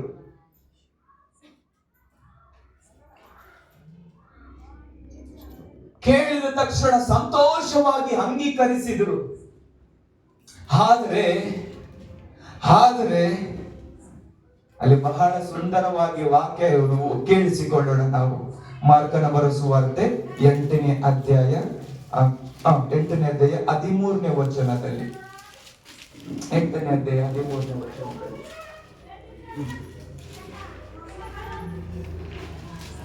ಈ ಸಂತತಿಗೆ 8ನೇ ಅಧ್ಯಾಯ ಲೂಕನ ಬರೆದ ಸುವಾರ್ತೆ 8ನೇ ಅಧ್ಯಾಯ 13ನೇ ವಚನ. ಕೆಲವರು ವಾಕ್ಯವನ್ನು ಕೇಳಿದಾಗಲೇ ಅದನ್ನು ಸಂತೋಷದಿಂದ ಅಂಗೀಕರಿಸುತ್ತಾರೆ. ಸ್ತೋತ್ರ. ಇವರಿಗೆ ಬೇರಿಲ್ಲದ ಕಾರಣ ಸ್ವಲ್ಪ ಕಾಲ ಮಾತ್ರವೇ ನಂಬಿ ಶೋಧನೆಯ ಕಾಲದಲ್ಲಿ ಹಾ. ಬಿದ್ದು ಹೋಗುತ್ತಾರೆ. ಹಲ್ಲೆಲೂಯ. ಮತ್ತೇನು ಬರೆಸುವಂತೆ 13ನೇ ಅಧ್ಯಾಯ 20-21 ವಚನ. ಮತ್ತೇನು ಬರೆಸುವಂತೆ 13:20-21. ತನಗೆ ಹಾ. ಬೇರಿಲ್ಲದ ಕಾರಣ ಹಾ. ಇವನು ಸ್ವಲ್ಪ ಕಾಲವೇ ಮಾತ್ರವೇ ಇದ್ದು ಹಾ. ಆ ವಾಕ್ಯದ ನಿಮಿತ್ತವಾಗಲಿ ಸಂಕಟವಾಗಲಿ ವಾಕ್ಯದ ನಿಮಿತ್ತವಾಗಿ ಸಂಕಟವಾಗಲಿ, ವಾಕ್ಯದ ನಿಮಿತ್ತವಾಗಿ ಹಿಂಸೆಯಾಗಲಿ ಬಂದರೆ ಬೇಗ ಎಡವಿ ಬೀಳುತ್ತಾನೆ. ದೇವರ ಮಕ್ಕಳ ದಯಮಾಡಿ ನನ್ನನ್ನು ಕೇಳಿಸಿಕೊಳ್ಳ್ರಿ. ರಾತ್ರಿ ವೇಳೆಯಲ್ಲಿ ಇಲ್ಲಿ ಗಮನಿಸಬೇಕಾದ್ರೆ ವಾಕ್ಯದಲ್ಲಿ ನಾವು ನೋಡುತ್ತೇವೆ, ಕೆಲವರು ದೇವರ ವಾಕ್ಯವನ್ನ ಕೇಳಿಸಿಕೊಂಡ್ರು, ಆಲ್ಟರ್ ಕಾಲ್ ಕೊಡುವಾಗ ಒಪ್ಪಿಸಿಕೊಟ್ರು, ಸಂತೋಷ ಆಯ್ತು, ಎಷ್ಟು ವಾರಗಳು ಗೊತ್ತಿಲ್ಲ. ಆದ್ರೆ ಅವರ ಜೀವಿತಗಳಲ್ಲಿ ಅವರಿಗೆ ಬೇರು ಇಲ್ಲದ ಕಾರಣಕ್ಕಾಗಿನೇ ವಾಕ್ಯದ ನಿಮಿತ್ತವಾಗಿ ಸಂಕಟವಾಗಲಿ, ವಾಕ್ಯದ ನಿಮಿತ್ತವಾಗಲಿ ಹಿಂಸೆ ಬಂದಾಗ ಎಷ್ಟು ಬೇಗ ಬೆಳೆದ್ರು, ಎಷ್ಟು ಬೇಗ ಮೊಳಕೆ ಬಂದುವು, ಅಷ್ಟು ಬೇಗನೆ ಅವರು ಬಾಡಿ ಹೋದ್ರು, ಅಷ್ಟು ಬೇಗನೆ ಬಾಡಿ ಹೋದ್ರು, ಅಷ್ಟು ಬೇಗನೆ ಬಿದ್ದು ಹೋದ್ರು ಅಂತ ಹೇಳಿ ದೇವರ ವಾಕ್ಯದಲ್ಲಿ ನಾವು ನೋಡುತ್ತೇವೆ. ಇದರ ಅರ್ಥ ದೇವರ ಮಕ್ಕಳೇ, ದಾರಿಯ ಮಗ್ಗಲಲ್ಲಿ ಬಿದ್ದಂತವ್ರು ಕೇಳಿದ್ರು, ತಿಳ್ಕೊಳ್ಳಲಿಲ್ಲ. ಇವರು ಕೇಳಿದ್ರು, ತಿಳ್ಕೊಂಡ್ರು, ನಂಬಲಿಲ್ಲ. ಹಲ್ಲೆಲೂಯ. ಅದಕ್ಕೆ ಇವರ ಜೀವಿತದಲ್ಲಿ ಸಹ ಫಲಭರಿತವಾದಂತ ಜೀವಿತ ಇಲ್ಲ. ಮೂರನೇ ರೀತಿಯಾಗಿ ನಾವು ನೋಡುವಾಗ, ಕೆಲವು ಬೀಜ ಮುಳ್ಳು ಗಿಡಗಳಲ್ಲಿ ಬಿದ್ದುವು. ಮುಳ್ಳು ಗಿಡಗಳು ಬೆಳೆದು ಅವುಗಳನ್ನು ಅಡಗಿಸಿದ್ರಿಂದ ಅವರು ಸಹ ಫಲ ಕೊಡಲಿಲ್ಲ. ಅದಕ್ಕೆ ಆಧಾರವಾಗಿ ವಾಕ್ಯವನ್ನು ನೋಡುವಾಗ ಮತ್ತನ್ನು ಬರೆಸುವಂತೆ 13:22 ಈ ರೀತಿಯಾಗಿ ಹೇಳ್ತದೆ, ಇವನೇ ಬೀಜ ಬಿದ್ದ ಬಂಡೆಯ ನೆಲವಾಗಿರುವವನು. ಒಬ್ಬನು ವಾಕ್ಯವನ್ನು ಕೇಳಿದಾಗೂ ಪ್ರಪಂಚದ ಚಿಂತೆಯು, ಐಶ್ವರ್ಯದಿಂದುಂಟಾಗುವ ಮೋಸವು ಆ ವಾಕ್ಯವನ್ನು ಅಡಗಿಸಿ ಬಿಡುವುದರಿಂದ ಫಲವನ್ನು ಕೊಡದೇ ಇರುತ್ತಾನೆ. ಇಲ್ಲಿ ವಾಕ್ಯವನ್ನ ನಾವು ಕೇಳಿಸಿಕೊಳ್ಳುವರಾಗಿರೋಣ. ಇಲ್ಲೂ ಕೆಲವರು ದೇವರ ವಾಕ್ಯವನ್ನ ಕೇಳಿದ್ರು, ಇವರು ತಿಳುಕೊಂಡ್ರು. ಇವರು ದೇವರ ವಾಕ್ಯವನ್ನ ಕೇಳಿದ್ರು, ಇವರು ತಿಳುಕೊಂಡ್ರು. ಆದ್ರೆ ದೇವರ ವಾಕ್ಯದಲ್ಲಿ ನಾವು ನೋಡುತ್ತೇವೆ, ಏನು ಬೀಜ ಬಿತ್ತಿತ್ತಲ್ಲ, ಆ ಬೀಜದ ಮಧ್ಯದಲ್ಲಿ ಪ್ರಪಂಚದ ಚಿಂತೆಗಳು, ಐಶ್ವರ್ಯದಿಂದ ಉಂಟಾಗುವಂತ ಮೋಸಗಳು ಆ ಬಿತ್ತಿರುವಂತ ಬೀಜವನ್ನ ಬೆಳೆಯದ ರೀತಿಯಲ್ಲಿ ಅಡ್ಡಿಯಾಗಿದ್ದರ ನಿಮಿತ್ತವಾಗಿ ಫಲ ಕೊಡಲಿಲ್ಲ. ಕೆಲವೊಬ್ಬರು ಜೀವಿತದಲ್ಲಿ ನಾವು ನೋಡುವಾಗ ಅವರು ಚೆನ್ನಾಗಿದ್ದಾರೆ ಅಂತ ಹೇಳಿ ಐಶ್ವರ್ಯ ನೋಡಿ ಮೋಸ ಹೋಗುವಂತವರು, ಚಿಂತೆಗಳನ್ನ ನೋಡಿ ಮೋಸ ಹೋಗುವಂತವರು. ಏನೇನ್ ಚಿಂತೆ? ಎಲ್ಲನೂ ಚಿಂತೆ. ಏನೇನ್ ಚಿಂತೆ? ಎಲ್ಲನೂ ಚಿಂತೆ. ಓದೋರು ಚಿಂತೆ, ದುಡಿಯವರಿಗೆ ಸ್ಯಾಲರಿ ಚಿಂತೆ, ಬೆಳಗ್ಗೆದ್ರೆ ಮತ್ತೆ ನಾವು ಮನೆ ಡ್ಯೂಟಿಗೆ ಹೋಗ್ಬೇಕನ್ನುವಂತ ಚಿಂತೆ, ಮನೆ ಕಟ್ಟುವಂತ ಚಿಂತೆ, ಅನೇಕ ರೀತಿಯಾದಂತ ಚಿಂತೆಗಳ ಮಧ್ಯದಲ್ಲಿ ದೇವರ ವಾಕ್ಯವನ್ನ ಕೇಳಿಸಿಕೊಂಡ್ರು. ಆದ್ರೆ ಚಿಂತೆ ಆ ಬೀಜದ ಸಾಮರ್ಥ್ಯವನ್ನ ಅಡಗಿಸುವುದರ ನಿಮಿತ್ತವಾಗಿ ಅವರು ಫಲವನ್ನ ಕೊಡಲಿಲ್ಲ ಅಂತ ಹೇಳಿ ವಾಕ್ಯ ಹೇಳ್ತದೆ. ಇವರು ಯಾರು? ಕೇಳಿದ್ರು, ತಿಳುಕೊಂಡ್ರು, ಆದ್ರೆ ನಂಬಿದ್ರು, ವಿಧೇಯರಾಗಲಿಲ್ಲ.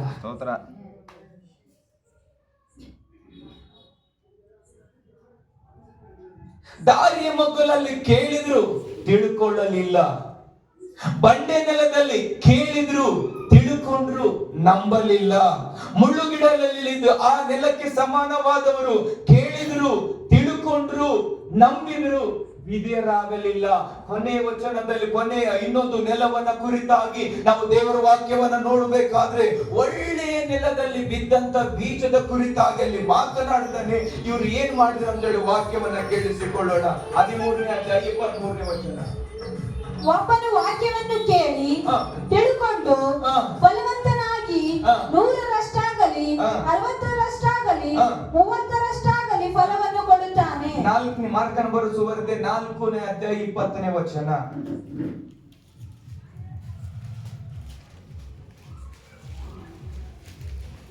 ಕೇಳುವುದಕ್ಕೆ ಕಿವಿಯುಳ್ಳವನು ಕೇಳಲಿ ಎಂದು ಹೇಳಿದನು. 4ನೇ 20ನೇ ವಚನ. ಮತ್ತೆ ಕೆಲವರು ವಾಕ್ಯವನ್ನು ಕೇಳಿ ಕೈಗೊಂಡು 30ರಷ್ಟಾಗಲಿ. ಲೂಕನ ಬರೆಸುವಂತೆ 8ನೇ ಅಧ್ಯಾಯ 15ನೇ ವಚನ.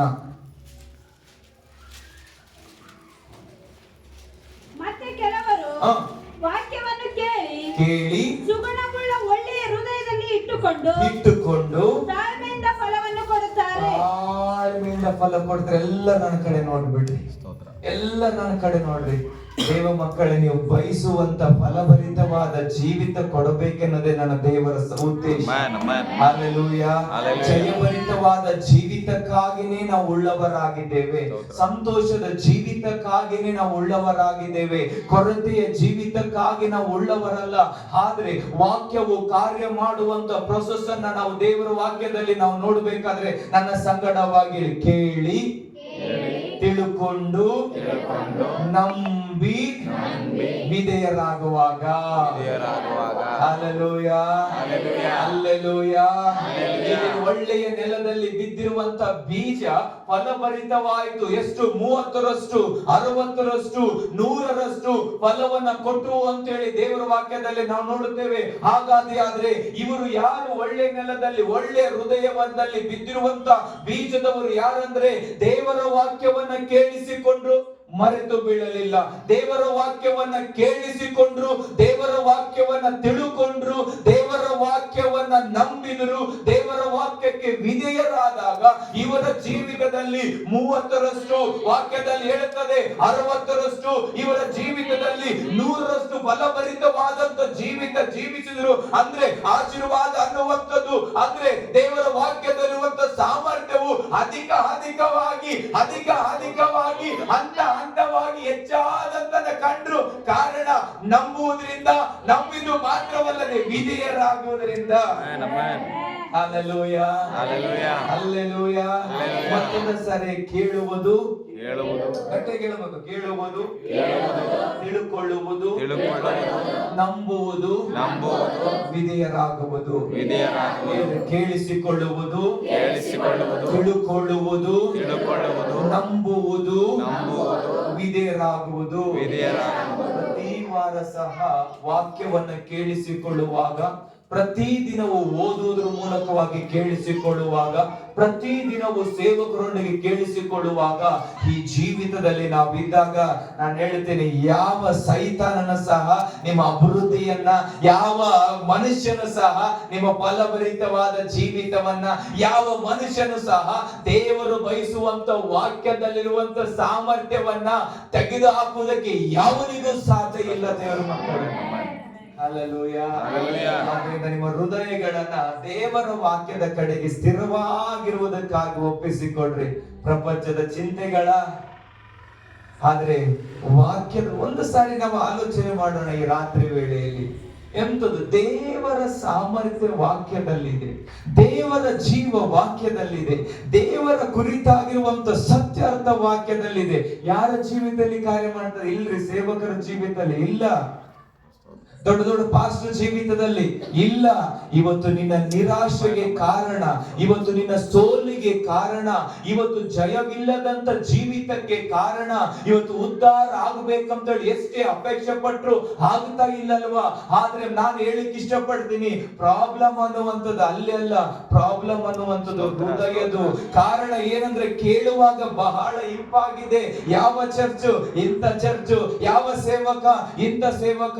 ಹೌದು, ಅವರು ನಿಜವಾಗಲೂ ಹಾಗೆ ಇದ್ದಾರೆ. ನಿನ್ನಲ್ಲಿ ಜಯದ ಜೀವಿತ, ನಿನ್ನಲ್ಲಿ ಫಲಭರಿತವಾದಂತ ಜೀವಿತ, ನಮ್ಮಲ್ಲಿ ಕ್ರಿಸ್ತನ ಜೀವಿತ ಇಲ್ಲ ಅಂತಂದ್ರೆ ಎಲ್ಲೋ ಒಂದು ರೀತಿಯಲ್ಲಿ ಮೋಸ ಹೋಗ್ತಾ ಇದ್ದೀವಿ ಅಂತ ಹೇಳಿ ನಮ್ಮನ್ನ ನಾವು ಪ್ರಶ್ನೆ ಮಾಡಿಕೊಳ್ಳೋಣ. ಇನ್ನೊಬ್ಬರಿಗಾಗಿ ಪ್ರಶ್ನೆ ಅಲ್ಲ, ನನ್ನ ಜೀವಿತಕ್ಕಾಗಿ ಪ್ರಶ್ನೆ. ಎಷ್ಟು ವರ್ಷಗಳ ತನಕ ನಾವು ಈ ಕ್ರೈಸ್ತತ್ವ ಜೀವಿತದಲ್ಲಿ ಜೀವಿಸ್ತಾ ಇದ್ದೇವೆ? ಯೇಸು ಸ್ವಾಮಿ ಎಷ್ಟು ವರ್ಷಗಳ ಕಾಲ ಜಯದ ಜೀವಿತ ಜೀವಿಸಿದರು? ಎಷ್ಟು ವರ್ಷಗಳ ಕಾಲ? ಒಂದು ದಿನನ? ಎಷ್ಟು? ಪೂರ್ತಿ ಕಾಲವೆಲ್ಲ ಜಯದ ಜೀವಿತವನ್ನ ಜೀವಿಸಿದರು, ಪೂರ್ತಿ ಕಾಲವೆಲ್ಲ ಫಲಭರಿತವಾದಂತ ಜೀವಿಸಿದರು. ಅದೇ ಮಾದರಿಯನ್ನೇ ನಮಗ ತೋರಿಸಿದ್ರು. ಯವನಸ್ಥರೇ, ಸೈತಾನನ ಮೋಸ ಮಾಡ್ತಾ ಇದ್ದಾನೆ. ಏನಂದ್ರೆ, ಅದಾಗ್ಲಿಕ್ಕೆ ಸಾಧ್ಯನೇ ಇಲ್ಲ, ಅದೆಲ್ಲ ಆಗೋದಿಲ್ಲ ಅಂತ ಹೇಳಿ. ಇಲ್ಲ, ಆಗುವುದು ಆಗಿದೆಯಾದ್ರೆ ದೇವರು ನಮಗೆ ಈ ರೀತಿಯಾದಂತ ವಾಕ್ಯವನ್ನ ಬೋಧಿಸ್ತಿರಲಿಲ್ಲ. ನಾವು ದೇವರ ಮಕ್ಕಳಾಗಿದ್ದೇವೆ. ಮಕ್ಕಳಾಗಿರ್ಬೇಕಾದ್ರೆ ಮಕ್ಕಳ ಸಾಮರ್ಥ್ಯದಲ್ಲಿ ಇರ್ಬೇಕನ್ನುವಂತ ಕಾರಣಕ್ಕಾಗಿನೇ ನಮಗೆ ವಾಕ್ಯದ ಮಾದರಿಯನ್ನ ಕೊಟ್ಟು, ಕೇಳಿ ತಿಳ್ಕೊಂಡು ನಂಬಿ ವಿಧೇಯರಾಗುವಾಗ ಎಂತ ಜೀವಿತ? ಕ್ರಿಸ್ತ ಕ್ರಿಸ್ತನ ಜೀವಿತವನ್ನು ಅಮ್ಮ, ಜೀವಿಸುವ ಅಮ್ಮ. ಕಾರಣಕ್ಕಾಗಿನೇ ಈ ಔರದ ಪ್ರಾಂತದಲ್ಲಿ ನಿನ್ನನ್ನ ಹಿಡಿದಿರುವುದು. ಲೋಕಕ್ಕೆ ಗೊತ್ತಿಲ್ಲ ಕ್ರಿಸ್ತನ ಪ್ರಭಾವ, ಲೋಕಕ್ಕೆ ಗೊತ್ತಿಲ್ಲ ಕ್ರಿಸ್ತನ ಜೀವ, ಲೋಕಕ್ಕೆ ಗೊತ್ತಿಲ್ಲ ಜಯಭರಿತವಾದ ಜೀವಿತ, ಲೋಕಕ್ಕೆ ಗೊತ್ತಿಲ್ಲ ಫಲಭರಿತವಾದ ಜೀವಿತ, ಲೋಕಕ್ಕೆ ಗೊತ್ತಿಲ್ಲ ಕ್ರಿಸ್ತನ ಜೀವಿತ. ಇವತ್ತು ಕೂತುಕೊಂಡು ಕೇಳಿಸಿಕೊಳ್ಳುತ್ತಿರುವಂತ ನಾವುಗಳು, ಇವತ್ತು ಹೇಳುತ್ತಿರುವಂತ ನಾವುಗಳು ಆ ಜೀವಿತನ ಪ್ರತಿನಿಧಿಸಬೇಕನ್ನುವ ಕಾರಣಕ್ಕಾಗಿನೇ ನಾವು ಈ ಪ್ರಾಂತ್ಯದಲ್ಲಿ ಇರೋದು. ದೇವರ ಮಕ್ಕಳೇ, ಆ ಜೀವಿತವನ್ನ ಕಾಣಬೇಕನ್ನುವಂತ ಕಾರಣಕ್ಕಾಗಿನೇ ಎಲ್ಲೋ ಇರುವಂತ ನಮ್ಮನ್ನ ಆರಿಸಿಕೊಂಡು ಹುಡುಕಿಕೊಂಡು ಆತನು ಬಂದಿರುವಂತದ್ದು. ಎಲ್ಲೋ ಇರುವಂತ ನಮ್ಮಗಳನ್ನ ನಮ್ಮ ಇಚ್ಛೆ ಪ್ರಕಾರ ಅಲ್ಲ, ನಮ್ಮ ನಿರೀಕ್ಷೆ ಪ್ರಕಾರ ಅಲ್ಲ, ತನ್ನ ಚಿತ್ತ. ಅದಕ್ಕೆ ಹೇಳ್ತಾನೆ ಆತನ ವಾಕ್ಯ. ಯಾವುದೇ ಲೋಕದಲ್ಲಿರುವಂತ ತತ್ವಜ್ಞಾನದ ವಾಕ್ಯ ಅಲ್ಲ, ಪುಸ್ತಕಗಳ ಜ್ಞಾನ ಅಲ್ಲ, ವಿಶ್ವವಿದ್ಯಾಲಯಗಳು ಕೊಡುವಂತ ಜ್ಞಾನ ಅಲ್ಲ, ಪಂಡಿತರು ಕೊಡುವಂತ ಜ್ಞಾನ ಅಲ್ಲ. ಅದಕ್ಕೆ ಹೇಳ್ತದೆ ಆತನ ವಾಕ್ಯವನ್ನ ಕೇಳಿಸಿಕೊಂಡು ಈ ಲೋಕದ ಜೀವಿತದಲ್ಲಿ ಕಲಿತಿರುವಂತ ಶಬ್ದಗಳು ನಿನ್ನನ್ನು ಉನ್ನತವಾದ ವ್ಯಕ್ತಿಗಳನ್ನಾಗಿ ಮಾಡಬಹುದು, ಸ್ಥಾನ ಪದವಿಯನ್ನ ಕೊಡಬಹುದು, ಯಾರು ನಿರೀಕ್ಷಿಸದೆ ಇರುವಂತ ಸ್ಥಾನವನ್ನ ಕೊಡಬಹುದು. ಆದ್ರೆ ಪರಲೋಕದ ಜೀವಿತವನ್ನ ಜೀವಿಸಬೇಕಾದ್ರೆ ಈ ಲೋಕದಲ್ಲಿ ಯಾವುದು ಸಾಧ್ಯವಿಲ್ಲ. ಒಂದೇ ಒಂದು, ಅದು ದೇವರ ಜೀವಳಂತ ವಾಕ್ಯದಿಂದ ಮಾತ್ರನೇ ಸಾಧ್ಯ. ನನಗೆ ಸಿಕ್ಕಿತ್ತಲ್ಲ, ಗಟ್ಟಿಯಾಗಿ ಒಂದು ಸಾರಿ ಹಲ್ಲೆಲೂಯಾ. ಯಾರಿಗೂ ಇಲ್ಲದಂತ ಜೀವಿತ ನನ್ನನ್ನ ಜೀವಿಸಲಿಕ್ಕಾಗಿ ದೇವರು ಕರೆದೇನಲ್ಲ.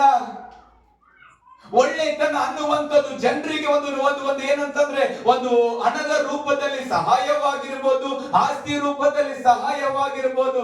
ಆದ್ರೆ ನಾನು ಹೇಳ್ತೇನೆ, ಜನರಿಗೊಂದು ಆಶೀರ್ವಾದವಾಗಿರ್ಬೇಕ ಒಂದೇ ಒಂದು ದೇವರ ವಾಕ್ಯದಿಂದ. Hallelujah, hallelujah, hallelujah. ಅದೇ ರೀತಿಯಾಗಿ ದೇವರ ವಾಕ್ಯದಲ್ಲಿ ಫಲಭರಿತವಾದಂತ ಜೀವಿತವನ್ನ ಜೀವಿಸಿದಂತ ಒಬ್ಬ ವ್ಯಕ್ತಿಯನ್ನ ಕುರಿತಾಗಿ ನಾವು ಈ ರಾತ್ರಿ ವೇಳೆಯಲ್ಲಿ ಕಲಿತುಕೊಳ್ಳುವರಾಗಿರು. Hallelujah, hallelujah, hallelujah, hallelujah. ಫಲಭರಿತವಾದಂತ ಒಬ್ಬ ಯವನಸ್ಥನು ಈ ಲೋಕದಲ್ಲಿ ಹೇಗೆ ಜೀವಿಸಿದನೋ ಅವನಿಂದ ಕಲಿತುಕೊಳ್ಳಲಿಕ್ಕಾಗಿ ಈ ರಾತ್ರಿ ವೇಳೆಯಲ್ಲಿ ನಮ್ಮನ್ನ ನಾವು ಒಪ್ಪಿಸಿಕೊಡುವರಾಗಿರೋಣ. ನಮ್ಮೆಲ್ಲರಿಗೆ ಗೊತ್ತಿರುವಂತ ಆ ವ್ಯಕ್ತಿನೂ ಈ ಪ್ರಾಂತದವನಲ್ಲ, ಆದ್ರೆ ದೇವರ ವಾಕ್ಯದಲ್ಲಿ ಬರುವಂತ ವ್ಯಕ್ತಿ. ಈ ಪ್ರಾಂತದಲ್ಲಿ ಅನೇಕರಿದ್ದಾರೆ ಯವನಸ್ಥರಾಗಿರಲ್ಲ, ಅವ್ರ ಬಗ್ಗೆ ಇಲ್ಲ. ನಾವು ದೇವರ ವಾಕ್ಯದಲ್ಲಿ ಬರುತ್ತಿರುವಂತ ವ್ಯಕ್ತಿಯನ್ನ ಕುರಿತು ಕಲಿತುಕೊಳ್ಳುವಾಗ ನಾನು ನಿಜವಾಗ್ಲೂ ಹೇಳ್ತೇನೆ, ಭಯಗಳು ನೀಗುತ್ತವೆ. ನಾನು ಹೇಳ್ತೇನೆ, ನಿನ್ನ ಸಮಸ್ಯೆಗಳಿಗೆ ಉತ್ತರ ಏನನ್ನುವುದನ್ನ ನೀನೇ ಕಲಿತುಕೊಂಡು ಹೋಗುವನಾಗಿದ್ದೇನೆ. ನಾನಂತ ಹೇಳ್ತೀನಿ, ಇಷ್ಟು ದಿನ ಏನು ಕಟ್ಟಲ್ಪಟ್ಟಂತ ಜೀವಿತ ಇದೆಯೋ ಅದನ್ನ ಬಿಡುಗಡೆ ಹೊಂದಲಿಕ್ಕೆ ಹೇಗೆ ಸಾಧ್ಯ ಅನ್ನುವಂಥದ್ದನ್ನು ವಾಕ್ಯ ಮುಗಿದ್ರೊಳಗಾಗಿ ಪವಿತ್ರಾತ್ಮ ದೇವರಿನ ಸಂಗಡ ಮಾತನಾಡ್ತಾನೆ. Hallelujah, hallelujah. ದೇವರಿಗೆ ಯಾರು ಇಷ್ಟ ಅಂತಂದ್ರೆ ದೇವರ ಮಕ್ಕಳೇ, ದೇವರ ಮಾತಿಗೆ ವಿಧೇಯರಾಗುವ. ನಾವು ಆರಾಧನೆಯಲ್ಲಿ ಮೈ ತಗೊಂಡ್ರೆ ದೇವರಿಗೆ ಇಷ್ಟ ಅಂತೀವಿ, ಇಲ್ಲ. ಆರಾಧನೆ ಮಧ್ಯದಲ್ಲಿ ವಿಧೇಯತೆ ಉಳ್ಳವರಾಗಿ ದೇವರ ಮಾತನ್ನ ಕೇಳುವರಾದ್ರೆಲ್ಲ ನೀವು ದೇವರಿಗೆ ಬಹಳ ಇಷ್ಟ. Hallelujah, hallelujah. ನಾನಂತೇನೆ, ಈ ನಮ್ಮ ಸಭೆಯಲ್ಲಿ ನಾವೆಲ್ಲರೂ ದೇವರ ಮಾತುಗಳು ಕೇಳುವವರು. ನಾವು ಕೇಳುವವರು ಮಾತ್ರವಲ್ಲ, ನಾವು ತಿಳುಕೊಳ್ಳುವವರು. ನಾವು ತಿಳುಕೊಳ್ಳುವುದು ಮಾತ್ರವಲ್ಲ, ನಾವು ನಂಬುವವರು. ನಾವು ನಂಬುವವರು ಮಾತ್ರವಲ್ಲ, ವಿಧೇಯರಾಗುವವರು. Hallelujah, hallelujah. ದೇವರ ವಾಕ್ಯದಲ್ಲಿ ಅಬ್ರಹಾಮನು, ಈಸಾಕನು, ಯಾಕೋಬನಂತೇಳಿ ಮೂಲ ಪಿತೃಗಳ ಕುರಿತಾಗಿ ನಾವು ನೋಡುವರಾಗಿದ್ದೇವೆ. ಈ ಯಾಕೋಬನ ಜೀವಿತದಲ್ಲಿ ಅವನಿಗೆ 12 ಜನರನ್ನ ದೇವರು ಮಕ್ಕಳನ್ನ ಅನುಗ್ರಹಿಸ್ತಾನೆ. ಅದರಲ್ಲಿ ಬರುವಂತ 11ನೇ ಮಗನ ಹೆಸರು ಯೋಸೇಫನು. ಹೇಳ್ರಿ, ಯೋಸೇಫನು. ಹೇಳ್ರಿ, ಗಟ್ಟಿಯಾಗಿ ಹೇಳಬೇಕು, ಯೋಸೇಫನು. ಇನ್ನು ಗಟ್ಟಿಯಾಗಿ ಹೇಳಬೇಕು, ಯೋಸೇಫನು. ಚಳಿ ಎಲ್ಲ ಬಿಟ್ಟು ಹೋಗು, ಚಳಿ ಇಲ್ಲ ಆದ್ರೂ ಸಹ ಗಟ್ಟಿಯಾಗಿ ಹೇಳೋಣ, ಯೋಸೇಫನು. ಹಸುವೆ ಆದ್ರೂ ಪರವಾಗಿಲ್ಲ, ನಿಮ್ಮ ಆತ್ಮಿಕವಾಗಿಯೂ ಶಾರೀರಿಕವಾಗಿಯೂ ಕರ್ತನ ಸಮ್ಮುಖದಲ್ಲಿ ಆಗಿದ್ದುಕೊಂಡು ನಿನ್ನ ಪ್ರಾಂತ್ಯಕ್ಕಾಗಿ ಆಗುವಂತ ಕಣ್ಣೀರು ಒಂದು ಕಾಲಕ್ಕೂ ವ್ಯರ್ಥ ಅಲ್ಲ. ನೀನ್ ಆಗುವಂತ ಒಂದು ಮೊಣಕಾಲು ವ್ಯರ್ಥವಲ್ಲ, ನೀನ್ ಬಂದಿರುವಂತ ಸಮಯ ವ್ಯರ್ಥವಲ್ಲ. ಅದಕ್ಕಾಗಿ ಗಟ್ಟಿಯಾಗಿ ಹೇಳೋಣ, ಯೋಸೇಫನು. ಇನ್ನು ಗಟ್ಟಿಯಾಗಿ ಹೇಳ್ರಿ, ಯೋಸೇಫನು. ಯಾಕಂದ್ರೆ ಇವನನ್ನ ನೀವು ಬರಿಬಾರದು. ಇವತ್ತು ಅವನಲ್ಲಿ ನಾವು ಕಾಣ್ಲಿಕ್ಕಾಗಿ ಹೋಗ್ತೀವಿ. ಮರಿಬಾರ್ದು. ಏನೋ ಅದಕ್ಕೆ ಹೇಳಿದ್ರೆ ನಂಬಿ ರಕ್ಷಣೆ ಹೊಂದಬಾರ್ದು ಅಂತೇಳಿ ಮರೆಸಿಬಿಡ್ತಾರೆ. ಮನಸ್ಸಿನಾಗ ಆಗಬೇಕಾದಂತ ದೈವಿಕ ಕಾರ್ಯ, ನಿನ್ನನ್ನು ಕರೆದಿರುವಂತ ದೇವರ ಉದ್ದೇಶ ಸಫಲವಾಗ್ತದೆ. ಆದ್ದರಿಂದ ದೇವರು ಗಟ್ಟಿಯಾಗಿ ಹೇಳ್ರಿ, ಯೋಸೇಫನು. ಈ ಯೋಸೇಫನ ಕುರಿತಾಗಿ ತಂದೆ ಆಗಿರುವಂತ ಯಾಕೋಬನು ಅವನ ಅವಸಾನ ಕಾಲದಲ್ಲಿ ಅವನಿಗೊಂದು ಕಾಲಜ್ಞಾನವನ್ನ ಈ ರೀತಿಯಾಗಿ ಹೇಳ್ತಾನೆ ದೇವರ ವಾಕ್ಯದಲ್ಲಿ. ಯೋಸೇಫನು ಅನ್ನುವಂಥವನು ಬಹು ಫಲವನ್ನು ಬಿಡುವಂತ ವೃಕ್ಷಕ್ಕೆ ಸಮಾನನಾಗಿದ್ದಾನೆ. ಬಹು ಫಲವನ್ನ ಬಿಡುವಂತ ವೃಕ್ಷಕ್ಕೆ ಸಮಾನನಾಗಿದ್ದಾನಂತೇಳಿ ಅವನ ತಲೆ ಮೇಲೆ ಕೈ ಇಟ್ಟು ಅವನನ್ನ ಆಶೀರ್ವಾದ ಮಾಡಿದ್ರ ಅಂತ ಹೇಳ್ತಾನೆ. ಇಲ್ಲಿ ಯಾರಾದ್ರೂ ಜ್ಞಾನವಂತರಿದ್ದಂದ್ರೆ ಅವನ್ನ ತಗೊಂಡು ನಾವೇನ್ ಮಾಡೋಣ ಅಂತ ಕೇಳಬೇಡ್ರಿ. ಅವ್ರ ತಂದೆ ಅವನಿಗೆ ಆಶೀರ್ವಾದ ಮಾಡಿದ, ಅದನ್ನ ತಗೊಂಡ ನಾನೇನ್ ಮಾಡ್ಲಿ ಅಂತ ಹೇಳಿ ಹೇಳಬೇಡ್ರಿ. ದೇವ್ರ ಮಕ್ಕಳಿಗೆ ಯೋಸೇಫನ ಕುರಿತಾಗಿ ನಾವು ಕಲಿತುಕೊಳ್ಬೇಕಾದ್ರೆ ನಾನ್ ನಂಬ್ತೇನೆ, ನಿಮ್ಮ ಜೀವಿತಗಳು ನಿಮ್ ಕಣ್ಣು ಮುಂದೆ ಕಾಣ್ಲಿಕ್ಕಾಗಿ ಹೋಗ್ತವೆ. ನಿಮ್ಮ ಜೀವಿತಕ್ಕಾಗಿ ದೇವರು ಇಟ್ಟಿರುವಂತ ಯೋಜನೆಯನ್ನ ನೀವಾಗೆ ಕಣ್ಣಾರೆ ಕಾಣ್ಲಿಕ್ಕಾಗಿ ಹೋಗ್ತೀರಿ ಅಂತೇಳಿ ನಾವು ನಂಬುವರಾಗಿರೋಣ. ಅವನ ಜೀವಿತವನ್ನ ಕಲಿಯುವುದು, ಅವನ ಜೀವಿತದಿಂದ ಕಲಿಯುವುದಕ್ಕಿಂತ ಮುಂಚಿತವಾಗಿ ಒಂದು 3 ಸಂಗತಿಗಳನ್ನ ನಾವು ಯಾರು ಮರೆಯೋದು ಬೇಡ. ಹೇಳ್ರಿ, 3 ಸಂಗತಿಗಳು. 2 ಅಲ್ಲ 3. ಯಾರೋ 2 ಕೇಳಿಸೋದಕ್ಕೆ 3 ಅಂತ ಹೇಳ್ರಿ. 3 ಅಂದ್ರೆ ಈಗೇನ ಸಾರಿ ಕೈಗಳನ್ನೆತ್ತಿ 3 ಹಿಂಗ ತೋರಿಸ್ಬೋದು, ತೊಂದ್ರೆ ಇಲ್ಲ, ಚೆನ್ನಾಗಿದೆ. ನಾನು ಹೇಳ್ರಿ 3. ಹೇಳ್ರಿ 3. ಏನಪ್ಪ ಅಂತಂದ್ರೆ, ನಿನ್ನ ನಂಬಿಕೆ ಕದಲಿಸಲಾರದೆ, ನಿನ್ನ ನಂಬಿಕೆ ಭದ್ರವಾಗಿರಬೇಕಾದ್ರೆ ಈ 3 ಸಂಗತಿಗಳನ್ನ ಕಲಿತುಕೊಳ್ಳುವರಾಗಿರ್ಬೇಕು. ನಾನು ಭದ್ರತೆ ಉಳ್ಳವನಾಗಿರ್ಬೇಕು. ನನ್ನ ನಂಬಿಕೆಯಲ್ಲಿ ಬಲಹೀನನಾಗಬಾರದು. ನನ್ನ ಸೋಲಿನ ವಿಷಯಗಳಲ್ಲಿ ಸಹ ನಾನು ಕುಗ್ಗಿ ಹೋಗ್ಬಾರ್ದಂದ್ರೆ 3 ವಿಷಯಗಳನ್ನು ನಾವು ಚೆನ್ನಾಗಿ ಅರ್ಥಕೊಳ್ಳುವರಾಗಿರ್ಬೇಕು. ಏನಂದ್ರೆ, ನಮ್ಮ ಜೀವಿತಗಳಲ್ಲಿ ದೇವರ ಸರ್ವ ಸಂಪೂರ್ಣತೆಯುಳ್ಳಂತ ಪ್ರೀತಿಯಲ್ಲಿ ನಾವು ಅದನ್ನು ತಿಳಿದವರಾಗಿರಬೇಕು. ಗಟ್ಟಿಯಾಗಿ ಒಂದು ಸಾರಿ ಹಲ್ಲೆಲೂಯಾ. ದೇವರ ಸರ್ವ ಸಂಪೂರ್ಣತೆಯುಳ್ಳಂತ ಪ್ರೀತಿಯನ್ನ ನಾವು ತಿಳಿದವರಾಗಿರಬೇಕು. ದೇವರ ಸಂಪೂರ್ಣವಾದಂತ ಶಕ್ತಿಯನ್ನ ನಾವು ತಿಳಿದವರಾಗಿರಬೇಕು. ದೇವರ ಸಂಪೂರ್ಣವಾದಂತ ಜ್ಞಾನವನ್ನ ತಿಳುಕೊಳ್ಳುವಾಗ ನಾವು ನಂಬಿಕೆಯಲ್ಲಿ ಬಲಹೀನರಾಗಲ್ಲ. ಸತ್ತಂತ ಮೀನು ಯಾವ ರೀತಿಯಲ್ಲಿ ನೀರು ಹೇಗೆ ಬರ್ತದೋ ಹಾಗೇ ಜಾರಿಕೊಂಡು ಹೇಗೆ ಹೋಗ್ತದೋ, ಅರೆ ಲೋಕ ಆದ ಹಾಗೇನೆ ನಡ್ಕೊಂಡು ಹೋಗ್ಬೇಕು ಅನ್ನುವಂತ ಕಾರ್ಯಕ್ಕೆ ಕೈ ಹಚ್ಚುವುದಿಲ್ಲ. ಯಾಕಂದ್ರೆ ದೇವರ ಸರ್ವ ಸಂಪೂರ್ಣತೆಯುಳ್ಳಂತ ಪ್ರೀತಿ ಯಾರು? ನನ್ನಲ್ಲಿ. ದೇವರ ಸರ್ವ ಸಂಪೂರ್ಣತೆಯುಳ್ಳಂತ ಜ್ಞಾನ ಯಾರಲ್ಲಿ? ನನ್ನಲ್ಲಿ. ದೇವರ ಸರ್ವ ಸಂಪೂರ್ಣತೆಯುಳ್ಳಂತ ಶಕ್ತಿಯಲ್ಲಿ ಭರವಸೆವಿಟ್ಟಾಗ ನಾವು ಇದ್ದ ಹಾಗೆ ಇರುವುದಿಲ್ಲ, ನಮ್ಮ ಜೀವಿತಗಳು ಇದ್ದ ಹಾಗೆ ಇರುವುದಿಲ್ಲ, ನಮ್ಮ ಪರಿಸ್ಥಿತಿಗೆ ಅನುಗುಣವಾಗಿ ವೇಷಧಾರಣೆ ಹಾಕುವುದಿಲ್ಲ. ನಮ್ಮ ಪರಿಸ್ಥಿತಿಗಳು ಹೇಗೆ ಬರ್ತವೆ? ಹೃದಯದಲ್ಲಿ ಸಂತೋಷ ಇಲ್ಲದಿದ್ದರೂ ಮುಖದಲ್ಲಿ ಸಂತೋಷ ತೋರಿಸುವಂತ ನಟನೆಯ ಜೀವಿತಕ್ಕೆ ನಾವು ಹೋಗುವುದಿಲ್ಲ. ಇದರ ಮೇಲೆ ಯಾವಾಗ ಭದ್ರತೆ ಉಳ್ಳವರಾಗಿರ್ತೇವೋ ನಮ್ಮ ಜೀವಿತಗಳಲ್ಲಿ ಸಹ, ನಮ್ಮ ಜೀವಿತಗಳಲ್ಲಿ ನಂಬಿಕೆಯಲ್ಲಿ ಸಹ ಭದ್ರತೆ ಉಳ್ಳವರಾಗಿರ್ತೇವೆ. ನನ್ನ ಸಂಗಡವಾಗಿ ಹೇಳ್ರಿ, ದೇವರ ಪ್ರೀತಿಯಲ್ಲಿ, ದೇವರ ಶಕ್ತಿಯಲ್ಲಿ, ದೇವರ ಜ್ಞಾನದಲ್ಲಿ. ಹೇಳೋಣ, ದೇವರ ಪ್ರೀತಿಯಲ್ಲಿ, ದೇವರ ಶಕ್ತಿಯಲ್ಲಿ, ದೇವರ ಜ್ಞಾನದಲ್ಲಿ. ಇದನ್ನ ನಾವು ಯಾವಾಗ ತಿಳ್ಕೊಳ್ಳುತ್ತೀವಲ್ಲ ದೇವರ ಮಕ್ಕಳೇ, ನಿಜವಾಗ್ಲೂ ನಾನು ಹೇಳ್ತೇನೆ, ಅನುಭವದಿಂದ ನಾನು ಹೇಳ್ತೇನೆ, ಏನಂದ್ರೆ ನಮ್ಮ ಜೀವಿತಗಳಲ್ಲಿ ಏನೆಲ್ಲ ನಷ್ಟಪಡಿಸುವುದಕ್ಕಾಗಿ ತೊಂದರೆಗಳ ಮಧ್ಯದಲ್ಲಿ, ಚಿಂತೆಗಳ ಮಧ್ಯದಲ್ಲಿ, ಜೀವನ ಬೇಸರ ಆಗುವಂತ ಮಧ್ಯದಲ್ಲಿ ದೇವರ ಜ್ಞಾನ ಅರ್ಥ ಆದಾಗ, ದೇವರ ಪ್ರೀತಿ ಅರ್ಥ ಆದಾಗ, ದೇವರ ಶಕ್ತಿ ಅರ್ಥ ಆದಾಗ, ಅಯ್ಯೋ ಇಷ್ಟೇನ ಅನ್ನುವಂಥದಕ್ಕೆ ಸಂತೋಷ ಭರಿತವಾದಂತ ಜೀವಿತವನ್ನ ಜೀವಿಸಲಿಕ್ಕೆ ಸಾಧ್ಯವಾಗ್ತದೆ. ನಾನ್ ನಂಬ್ತೇನೆ ದೇವರ ಮಕ್ಕಳೇ, ದೇವರ ವಾಕ್ಯದ ಪ್ರಮಾಣದಲ್ಲಿ ನಿನ್ನ ಕುರಿತಾಗಿ ದೇವರು ಉನ್ನತವಾದ ಯೋಜನೆ ಇಟ್ಟಿದ್ದಾನೆ. ನಂಬೋರು ಮಾತ್ರನೇ. ಗಟ್ಟಿಯಾಗಿ ಒಂದು ಸಾರಿ ಆಮೆನ್, ಹಲ್ಲೆಲೂಯಾ. ಇದಕ್ಕೆ ಇದಕ್ಕೆ ಆಧಾರವಾಗಿ ಯೋಸೇಫನ ಜೀವಿತದಲ್ಲಿ ನಾವು ಈ ರಾತ್ರಿ ವೇಳೆಯಲ್ಲಿ ಕಲಿತುಕೊಳ್ಳುವರಾಗಿರೋಣ.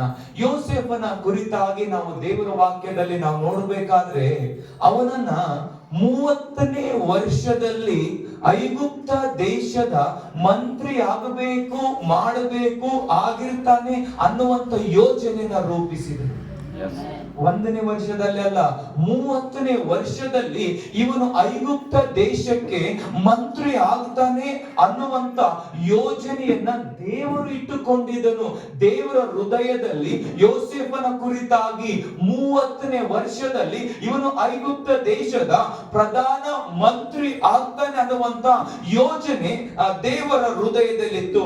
ಅದಕ್ಕಾಗಿ ಅವನು ಹುಟ್ಟಿದಾಗ ತಂದೆಯವರು ಹೆಸರು ಇಟ್ಟರು ಯೋಸೇಫನಿಗೆ ಏನಂತಂದ್ರೆ ಇವನೊಂದು ಪರಿಹಾರ ಅಂತೇಳಿ. ಅವನಿಗೊಂದು ಹೆಸರಿಟ್ರು ಏನಂದ್ರೆ ಹೆಚ್ಚಾಗಿ ದಯಪಾಲಿಸಲಿ ಅಂತೇಳಿ ಆತನಿಗೆ ಹೆಸರಿಟ್ರು. ವಾಕ್ಯದಲ್ಲಿ ನಾವು ನೋಡುತ್ತೇವೆ ಇವನ ಕುರಿತಾಗಿ ಆದಿಕಾಂಡ 37ನೇ ಅಧ್ಯಾಯದಿಂದ ಪ್ರಾರಂಭವಾಗ್ಲಿಕ್ಕಾಗೋಗ್ತದೆ. ಅದನ್ನ ಜಾಸ್ತಿಯಾಗಿ ನಾವು ಓದ್ಲಿಕ್ಕೆ ಹೋಗೋದು ಬೇಡ, ಕೇಳಿಸಿಕೊಳ್ಳುತ್ತೇವೆ, ತಿಳ್ಕೊಳ್ಳುತ್ತೇವೆ, ನಂಬುತ್ತೇವೆ, ವಿಧೇಯರಾಗ್ತೀರಂತ ಭರವಸೆದಿಂದ ಹೇಳ್ತೀನಿ. ಮನೆಗೆ ಹೋದ್ರಿ ಕಾರಣ ಒಂದೊಂದು ವಾಕ್ಯವನ್ನ ನಿಧಾನವಾಗಿ ನಾವು ಓದಿಸುವುದಾದ್ರೆ ಸಮಯವಾಗ್ತದೆ. 30ನೇ ಅಧ್ಯಾಯದಲ್ಲಿ 24ನೇ ವಚನದಲ್ಲಿ ಯೋಸೇಫನು ಹುಟ್ಟಿದಾಗ ಅವನಿಗೆ ಪರಿಹಾರ, ಆ ಯೋಸೇಫನಿಗೆ ಅಂತ ಹೆಸರಿಟ್ಟಾಗ ಆ ಹೆಸರಿನ ಅರ್ಥ ಪರಿಹಾರ. ಆ ಹೆಸರಿನ ಅರ್ಥ ದೇವರ ವಾಕ್ಯದಲ್ಲಿ ನಾವು ನೋಡುವುದಾದ್ರೆ ದೇವರು ಹೆಚ್ಚಾಗಿ ದಯಪಾಲಿಸಲಿ ಅಂತೇಳಿ ಆ ಹೆಸರಿನ ಅರ್ಥ. ಹಾಗೇನೆ ಅವನು ಬೆಳೆದು ಬರುತ್ತಾ ಇರುವಾಗ 17ನೇ ವರ್ಷದಲ್ಲಿ ಅವನಿಗೆ ದೇವರು 2 ಕನಸನ್ನ ಕೊಟ್ಟನು. 2 ಕನಸುಗಳನ್ನ ಕೊಟ್ಟನು. 2 ಕನಸುಗಳನ್ನ ಕೊಟ್ಟನು.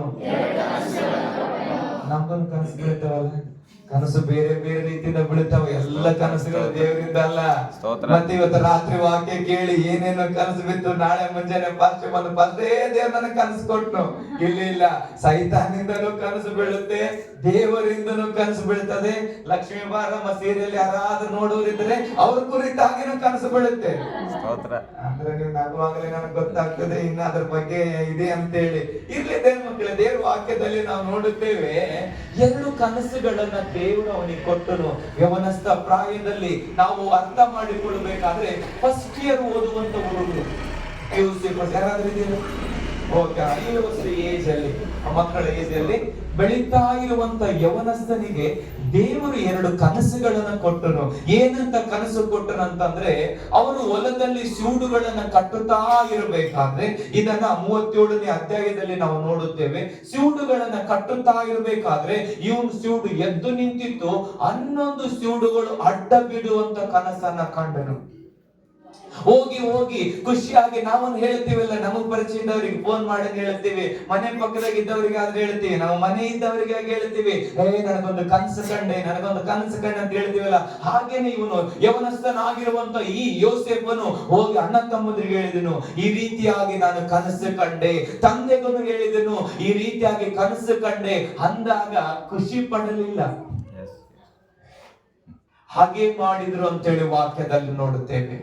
ದ್ವೇಷ ಮಾಡಿದ್ರು ಅಂತೇಳಿ ವಾಕ್ಯ ನೋಡುತ್ತೇವೆ. ಹೊಟ್ಟೆ ಕಿಚ್ಚು ಪಟ್ರು ಅಂತೇಳಿ ದೇವರು ನೋಡುತ್ತೇವೆ, ಆ ವಾಕ್ಯದಲ್ಲಿ ನೋಡುತ್ತೇವೆ. ಹಾಗೇನೆ ತಂದೆಯಾಗಿರುವಂತವನು ಮನಸ್ಸಿನಲ್ಲಿ ಇಟ್ಟುಕೊಂಡನು. ಈ ರೀತಿ ಹಾಗೆ ಅವನು ಸಾಗಬೇಕಾದ್ರೆ ಈ 10 ಜನ ಅಣ್ಣಂದಿರು ಒಂದು ಪ್ರದೇಶಕ್ಕೆ ಹೋಗಿ ಕುರಿಗಳನ್ನ ಮೇಯಿಸಬೇಕಾದ್ರೆ ಪ್ರೀತಿಯ ತಂದೆ ಯೋಸೇಫನ್ನ ಕರೆದು, ಮಗನೇ ಬಾ ಅಂತಂದಾಗ ಬಂದಿರ್ಬೇಕಾದ್ರೆ ನಿಮ್ಮ ಅಣ್ಣ ತಮ್ಮಂದಿರು ಇಂಥ ಪ್ರದೇಶಕ್ಕೆ ಹೋಗಿದ್ದಾರೆ, ಯೋಗಕ್ಷೇಮವನ್ನ ವಿಚಾರಿಸಿ ನೋಡಿಕೊಂಡು ಬಾ ಅಂತೇಳಿ ಕಳಿಸಿದಾಗ ಇವನು ಹೋದನು ತನ್ನ ಅಣ್ಣ ತಮ್ಮಂದಿರನ್ನ ನೋಡುವುದಕ್ಕಾಗಿ.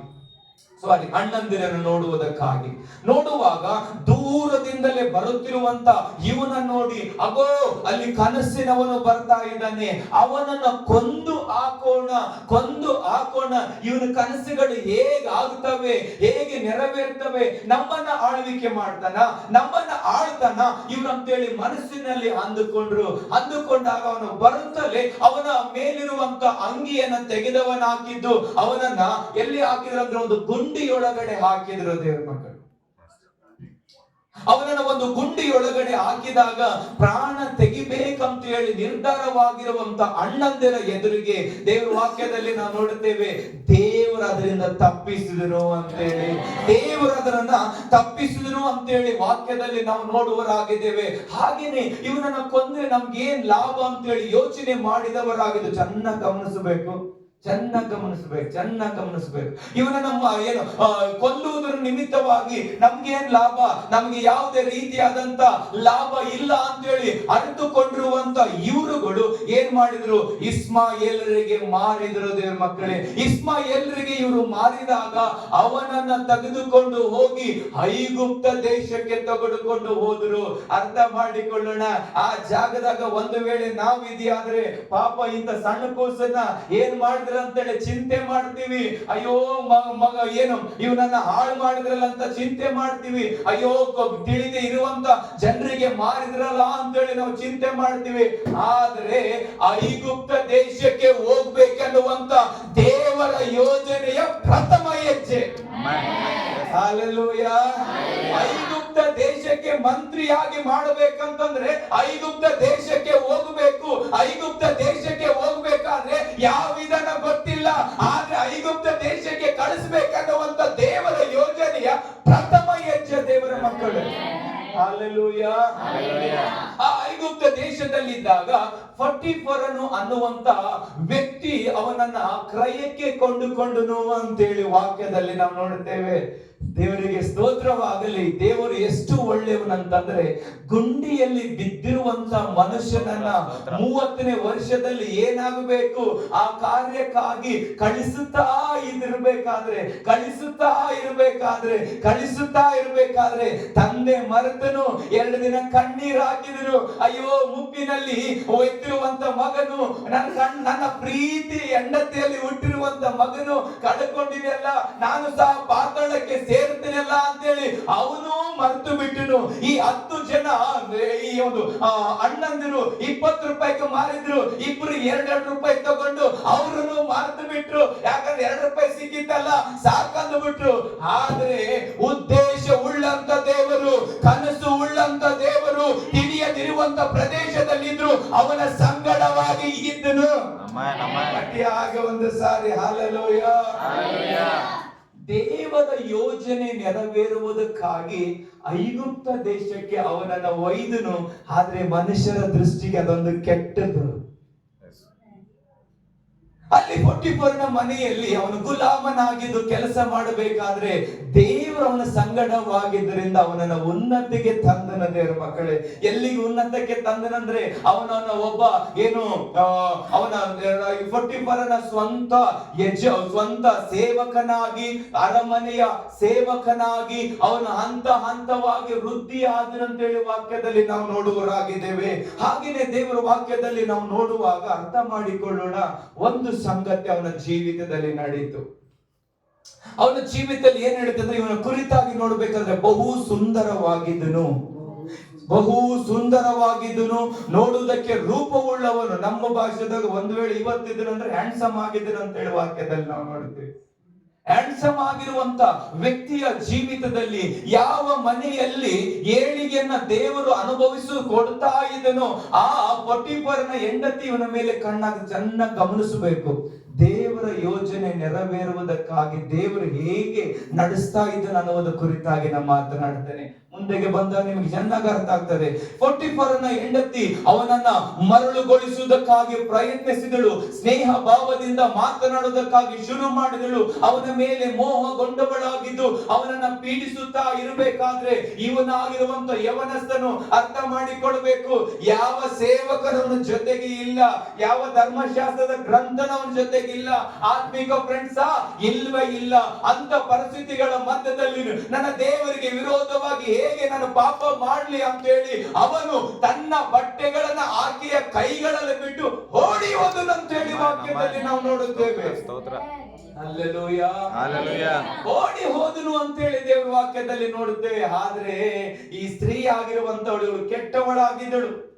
ಕೆಟ್ಟವಳಾಗಿರುವಂತ ಸ್ತ್ರೀ ಸುಳ್ಳಾದಂತ ಅಪಾದನೆ ಹೊರಿಸಿ ಸೆರೆಮನೆಗೆ ಹಾಕಿಸಿದಳು. ಸುಳ್ಳಾಗಿರುವಂತ ಅಪವಾದನ ಹೊರಿಸಿ ನನ್ನನ್ನು ಕೆಡಿಸುವುದಕ್ಕಾಗಿ ನನ್ನ ಮೇಲೆ ಮೋಹಗೊಂಡವನಾಗಿ ಬಂದಿರು ಅಂತ ಹೇಳಿ ಸುಳ್ಳಾದಂತ ದೂರನ್ನ ಹೊರಿಸಿ ಸೆರೆಮನೆಯಲ್ಲಿ ಹಾಕಿದಳು. ನಾವೆಲ್ಲರಾಗಿದ್ದೀವಿ ಅಂತಂದ್ರೆ ನಾವು ಏನೇನೋ ಕತೆ ಕಟ್ತಾ ಇದ್ದೀವಿ.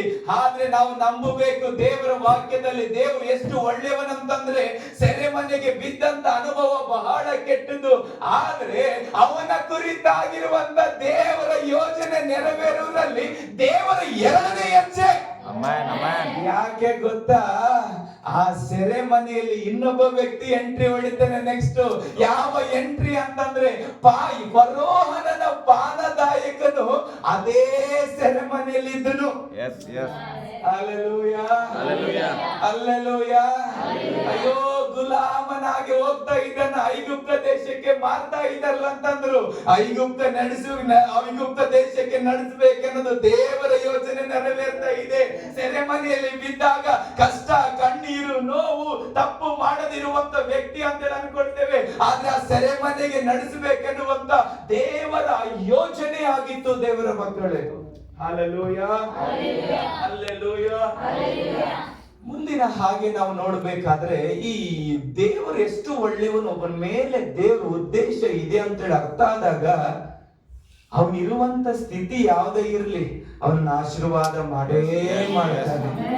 ಅವನ ಕುರಿತಾಗಿರುವಂತ ಯೋಜನೆ ಅವನಿಗೆ ತಿಳಿಯದಿರಬಹುದು, ಆದ್ರೆ ಯೋಜನೆ ಇಟ್ಟಂತ ದೇವರು ಮಾರ್ಪಡ್ಲಿಕ್ಕೆ ಸಾಧ್ಯವಿಲ್ಲ. ಆ ಸೆರೆಮನೆಯಲ್ಲಿ ಇದ್ದಾಗಲೂ ಸಹ ಆ ಸೆರೆಮನೆಯ ಜವಾಬ್ದಾರಿಯನ್ನು ಇವನು ಹೊತ್ತುಕೊಂಡನು. ಒಂದು ದಿನ ಹೀಗೆ ನಡಿಬೇಕಾದ್ರೆ ಆ ಒಂದು ಸೆರೆಮನೆಯಲ್ಲಿ ದೇವರ ವಾಕ್ಯದಲ್ಲಿ ನೋಡುತ್ತೇವೆ, ಇಬ್ಬರು ಫರೋಹನನಿಗೆ ವಿರೋಧವಾಗಿ ತಪ್ಪು ಮಾಡಿದರಂತೇಳಿ, ದೂರನ್ನ ಮಾಡಿದರಂತೇಳಿ, ಕೆಟ್ಟತನ ಮಾಡಿದರಂತೇಳಿ ಫರೋಹನನ ಪಾನದಾಯಕನು, ಫರೋಹನ ಭಕ್ಷ್ಯಗಾರನು ಅದೇ ಸೆರೆಮನೆಯಲ್ಲಿ ಹಾಕಲ್ಪಟ್ರು. ಇವಾಗ ಯೋಸೇಫನಿದ್ದಂತ ಸೆರೆಮನೆಯೇ ಹಾಗಾದ್ರೆ ದೇವರು ಏರ್ಪಡಿಸಿದಂತ ಸ್ಥಾನ. ಗಟ್ಟಿಯಾಗಿ ಒಂದು ಸಾರಿ ಹಲ್ಲೆಲೂಯಾ, ಗಟ್ಟಿಯಾಗಿ ಒಂದು ಸಾರಿ ಹಲ್ಲೆಲೂಯಾ. ಆ ರೀತಿಯಾಗಿರ್ಬೇಕಾದ್ರೆ ಒಂದು ದಿನ ಇವರು ಕನಸನ್ನ ಕಂಡ್ರು ಅಂತೇಳಿ ನೋಡುತ್ತೇವೆ. ಕನಸನ್ನ ಕಂಡಾಗ ಇವರು ಮುಖಗಳು ಬಾಡಿ ಹೋದವು. ಪಾನದಾಯಕನ ಮುಖ, ಭಕ್ಷ್ಯಗಾರನ ಮುಖ ಬಾಡಿ ಹೋಯಿತು. ಅವರ ಪರಿಚಾರಕನಾಗಿ ಯೋಸೇಫನು ಕೆಲಸ ಮಾಡ್ತಿರ್ಬೇಕಾದ್ರೆ ಇವತ್ತು ಬಂದು ನೋಡ್ತಾನೆ, ಇವರ ಮುಖ ಡಲ್ ಆಗಿದೆ, ಇವ್ರ ಮುಖದಲ್ಲಿ ಕಳೆ ಇಲ್ಲ. ಹೇಳಿದಾಗ ಹೇಳ್ತಾನೆ, ಏನಾಗಿದೆ? ನಮಗೆ ಕನಸುಗಳು ಬಿದ್ದಿವೆ, ಆದ್ರೆ ಹೇಳುವಂತ ವ್ಯಕ್ತಿ ಯಾರು ಇಲ್ಲ. ಅದಕ್ಕೆ ನಾವು ಈ ರೀತಿಯಾದಂತ ಕಳೆ ಗುಂದಿದವರು ಆಗಿದ್ದೀವಿ ಅಂತ ಹೇಳಿ ಅವರು ಹೇಳಿದ್ರು. ದೇವ್ರ ಮಕ್ಕಳು ಹೇಳಿದಾಗ ದೇವರು ತಿಳಿಸ್ತಾನೆ, ಆ ಕನಸನ್ನ ಹೇಳ್ರಿ ಅಂತ ಅಂದಾಗ ಆ ಕನಸಿನ ಬಗ್ಗೆ ದೇವ್ರ ವಾಕ್ಯದಲ್ಲಿ ಆದಿಕಾಂಡ 40ನೇ ಅಧ್ಯಾಯ 22ನೇ ವಚನದಲ್ಲಿ 23ನೇ ವಚನದಲ್ಲಿ ನಾವು ನೋಡುವರಾಗಿದ್ದೇವೆ. ಅವಾಗ ಕನಸಿನ ಅರ್ಥವನ್ನ ಹೇಳಿದಾಗ 3 ದಿನಗಳಲ್ಲಿ ಏನ್ ಕನಸು ಹೇಳಿದನೋ ಆ ಕನಸಿನ ಅರ್ಥವು ಅವರ ಜೀವಿತದಲ್ಲಿ ಹಾಗೇ ನಡೀತು ಅಂತೇಳಿ ದೇವ್ರ ವಾಕ್ಯದಲ್ಲಿ ನೋಡುವಾಗ ಹೇಳ್ತಾನೆ, ಪಾನದಾಯಕನೇ ದಯಮಾಡಿ ನನ್ನನ್ನ ನೆನಪು ಮಾಡಿಕೊ. ಏನು ತಪ್ಪು ಇಲ್ಲದವನಾಗಿದ್ದು ಇಲ್ಲಿ ಬಿದ್ದವನಾಗಿದ್ದೇನೆ, ನಾನು ಏನು ತಪ್ಪು ಮಾಡಿಲ್ಲ. ಕೆಲವರು ಕದ್ದುಕೊಂಡು ನನ್ನನ್ನು ಮಾರಿ ಹೋಗಿದ್ದಾರೆ, ದಯವಿಟ್ಟು ಫರೋಹನ ಮುಂದೆ ಮಾತನಾಡು ಅಂತ ಅಂದಾಗ ದೇವ್ರ ವಾಕ್ಯದಲ್ಲಿ ನಾವು ನೋಡುತ್ತೇವೆ, ಅವನ ಕನಸಿನ ಅರ್ಥ ಹೇಳಿದವನನ್ನೇ ಮರೆತು ಬಿಟ್ಟನು. ಎಷ್ಟು ನೋವಲ್ಲ. ಫರೋಹನಿಗೆ ಹತ್ತಿರವಾಗಿರುವಂತ ಪಾನದಾಯಕನು ತಿರ್ಗಾ ತನ್ನ ಕೆಲಸಕ್ಕೆ ಹೋಗ್ತಾ ಇದ್ದಾನೆ. ಆದ್ರೂ ಸಹ ನನ್ನ ನೆನಪು ಮಾಡಿಕೋ ಅಂತೇಳಿ ಅನ್ಬೇಕಾದ್ರೆ ಅವನು ಮರೆತು ಬಿಟ್ಟನು ಅಂತೇಳಿ ವಾಕ್ಯ ಹೇಳ್ತದೆ. ಮರೆತು ಬಿಟ್ಟಾಗ ನಾವು ಅಂತೀವಿ, ದೇವ್ರ ಮಕ್ಕಳೇ, ಏನಪ್ಪಾ ನಂಬಿದವರೇ ಮೋಸ ಮಾಡಿದರು. ದೇವರ ಯೋಜನೆ ನೆರವೇರುವುದರಲ್ಲಿ 3ನೇ ಹೆಜ್ಜೆ ಇದಾಗಿತ್ತು. Hallelujah, hallelujah. ಗಟ್ಟಿಯಾಗಿ ದೇವರಿಗೆ ಸ್ತೋತ್ರ ಮಾಡೋಣ. ಹಲ್ಲೆಲೂಯಾ.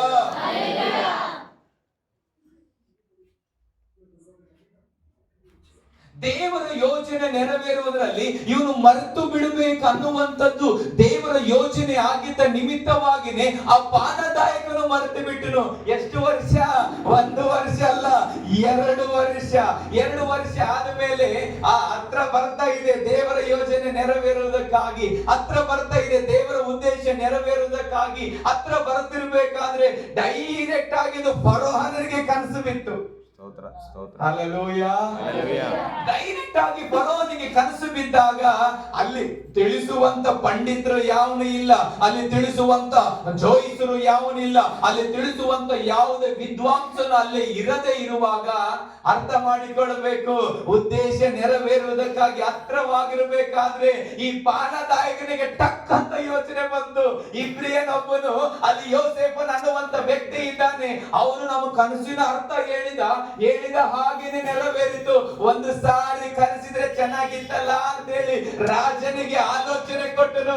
ಅರ್ಥ ಮಾಡಿಕೊಳ್ಬೇಕು, 2 ವರ್ಷ ಆದ ಮೇಲೆ ಆ ಯೋಜನೆ ಪರಿಪೂರ್ಣವಾಗಬೇಕಾದ್ರೆ ರಾಜಗೂ ಕನಸು ಬಿತ್ತು. ಹಾಗೆ ಕನಸು ಬಿದ್ದಾಗ ಪಾನದಾಯಕನಿಗೂ ದೇವರು ನೆನಪು ಮಾಡಿದನು. ಏನಂತ? ಇವನು ನನಗಾಗಿ ನಾನು ಇಟ್ಟಿರುವಂತ ಉದ್ದೇಶ ನೆರವೇರುವಂತ ಸಮಯ ಹತ್ತಿರವಾಯಿತು ಅಂತೇಳಿ ಹೇಳಿದಾಗ ಅವನು ಬಂದು ಕನಸಿನ ಅರ್ಥವನ್ನ ಹೇಳಿದರು. ಹಲ್ಲೆಲೂಯಾ. ಕನಸಿನ ಅರ್ಥವನ್ನ ಹೇಳಿದಾಗ ಇವನಷ್ಟು ಜ್ಞಾನವಂತನು ಯಾರು ಇಲ್ಲ ಅಂತ ಹೇಳಿ ಐಗುಪ್ತ ದೇಶಕ್ಕೆ 2ನೇ ಸಿಂಹಾಸನದಲ್ಲಿ ಕೂತುಕೊಂಡು ಅಧಿಕಾರ ಮಾಡುವಂತದ್ದು ನಿನಗೆ ನಾನು ಕೊಡ್ತಾ ಇದ್ದೇನೆ ಅಂತ ಹೇಳಿ ಫರೋಹನ ಕನಸಿನ ಅರ್ಥವನ್ನ ಹೇಳಿ ಆ ಅಧಿಕಾರವನ್ನ ತೆಗೆದುಕೊಂಡು ಈಗ ಕೇಳಿಸಿಕೊಂಡು, ಎಲ್ಲರೂ ಕೇಳಿಸಿಕೊಂಡು. ಈ ಕಥೆ ಭಾಗ ಬಹಳ ಜನರಿಗೆ ಅರ್ಥವಾಗ್ತದೆ. ದೇವರು ಯೋಸೇಫನ ಜೀವಿತದಲ್ಲಿ ನಡೆಸಿದಂತ ಎಲ್ಲಾ ಮಾರ್ಗಗಳು ಸರಿಯಾಗಿರುವ, ದೇವರು ಯೋಸೇಫನ ಜೀವಿತದಲ್ಲಿ ಅವನ ಕುರಿತಾಗಿರುವಂತ ಉದ್ದೇಶಗಳು ನೆರವೇರುವುದಕ್ಕಾಗಿ ಎಲ್ಲ ಮಾರ್ಗಗಳು ಸರಿಯಾಗಿರುವ, ಮಾತಾಡಬೇಕು, ಸರಿಯಾಗಿರುವ ಬಹಳ ಸುಖಕರವಾಗಿರ್ಲಿಲ್ಲ.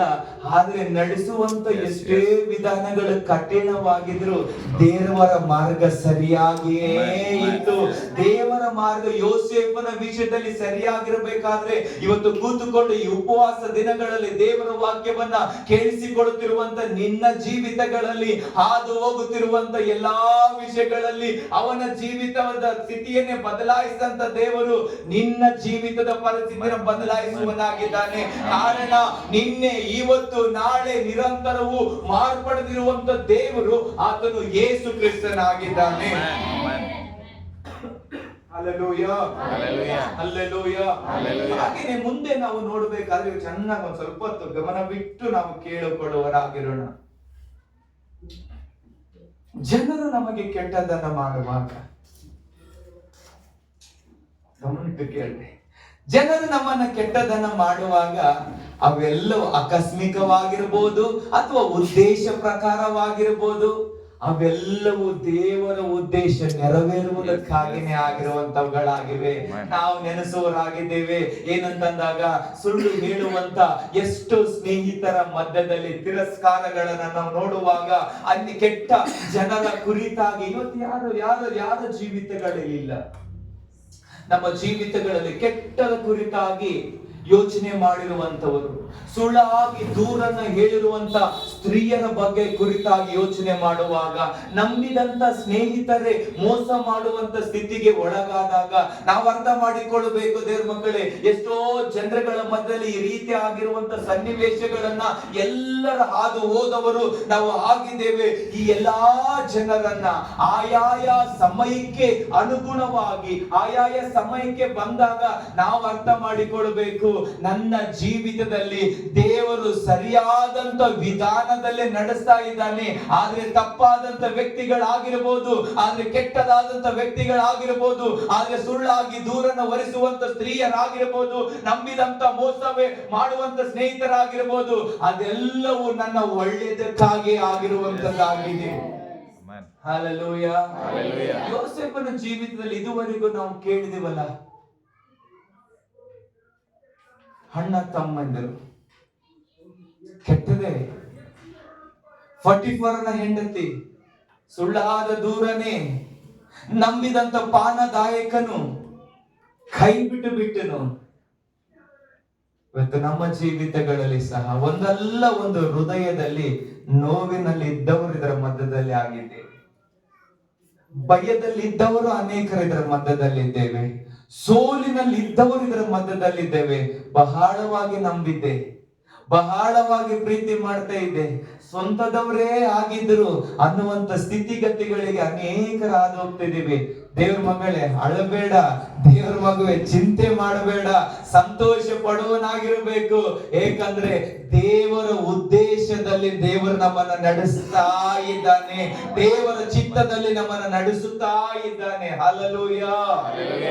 ಗಟ್ಟಿಯಾಗಿ ಒಂದು ಸಾರಿ ಹಲ್ಲೆಲೂಯ. ಯೋಸೇಫನ ಕುರಿತಾಗಿರುವಂತ ದೇವರ ಚಿತ್ತವನ್ನ, ಯೋಸೇಫನ ಕುರಿತಾಗಿರುವಂತ ದೇವರ ಉದ್ದೇಶವನ್ನ ತಪ್ಪಿಸುವುದಕ್ಕಾಗಿ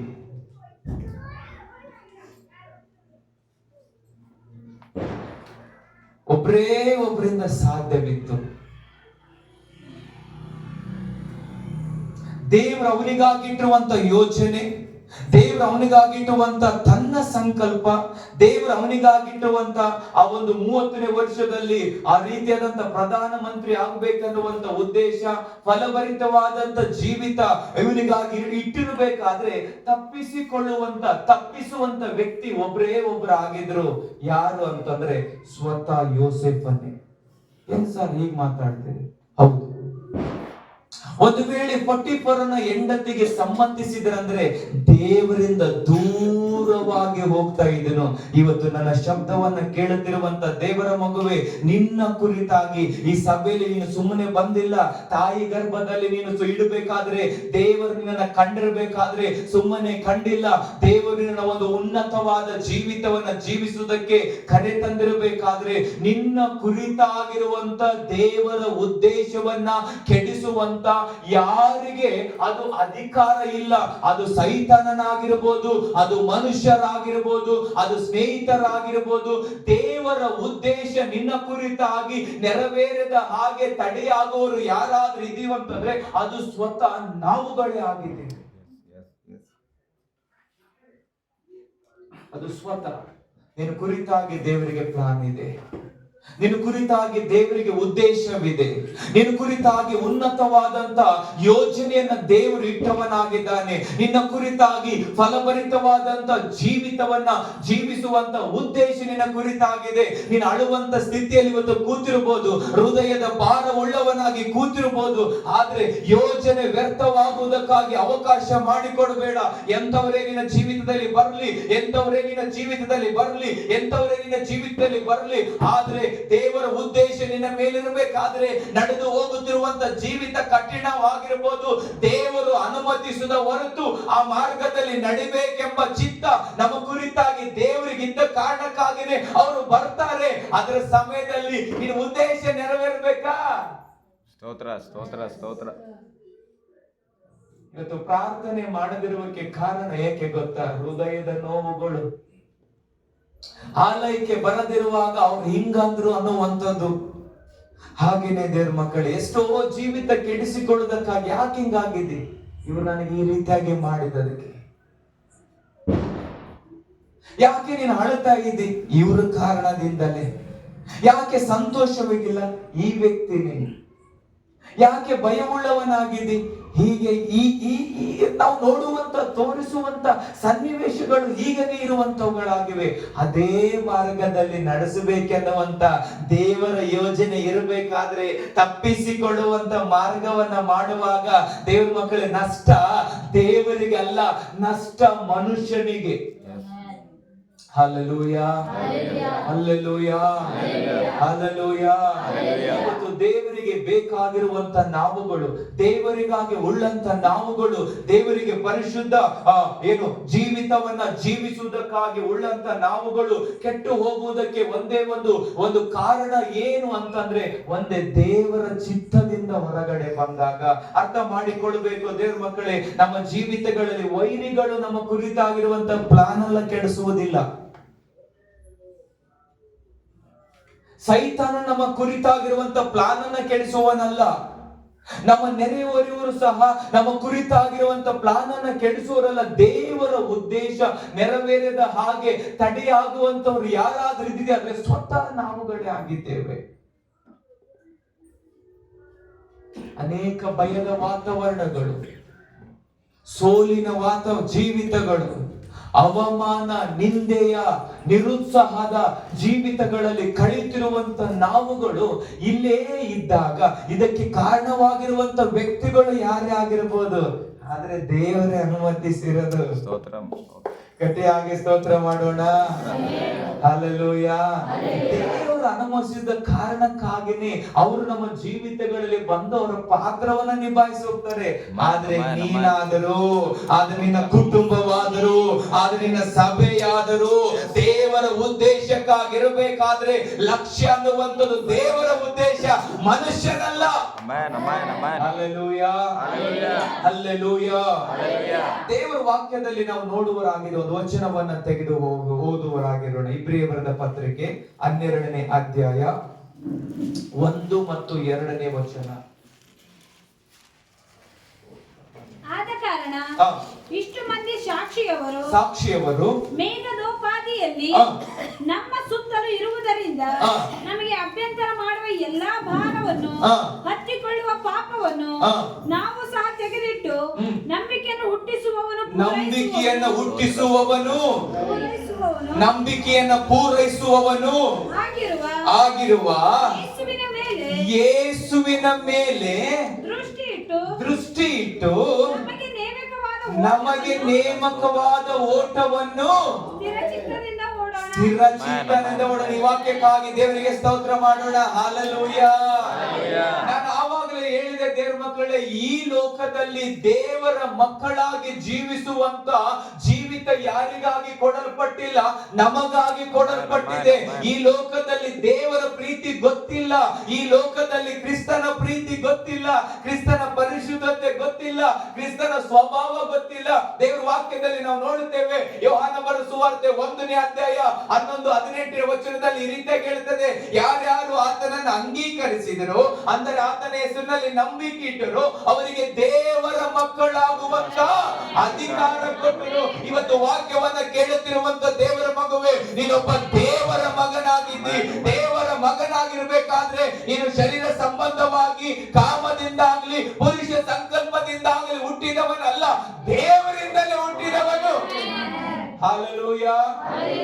ಆತನ ಪರಿಶುದ್ಧತೆಯಲ್ಲಿ ಪಾಲುಗಾರರಾಗುವುದಕ್ಕಾಗಿಯೇ ನೀನು ಇರುವವನಾಗಿದ್ದಿ. ಮಾತ್ರವಲ್ಲದೆ ಆತನ ಸ್ವಭಾವದಲ್ಲಿ ಜೀವಿಸುವುದಕ್ಕಾಗಿಯೇ ನಾವು ಉಳ್ಳವರಾಗಿದ್ದೇವೆ.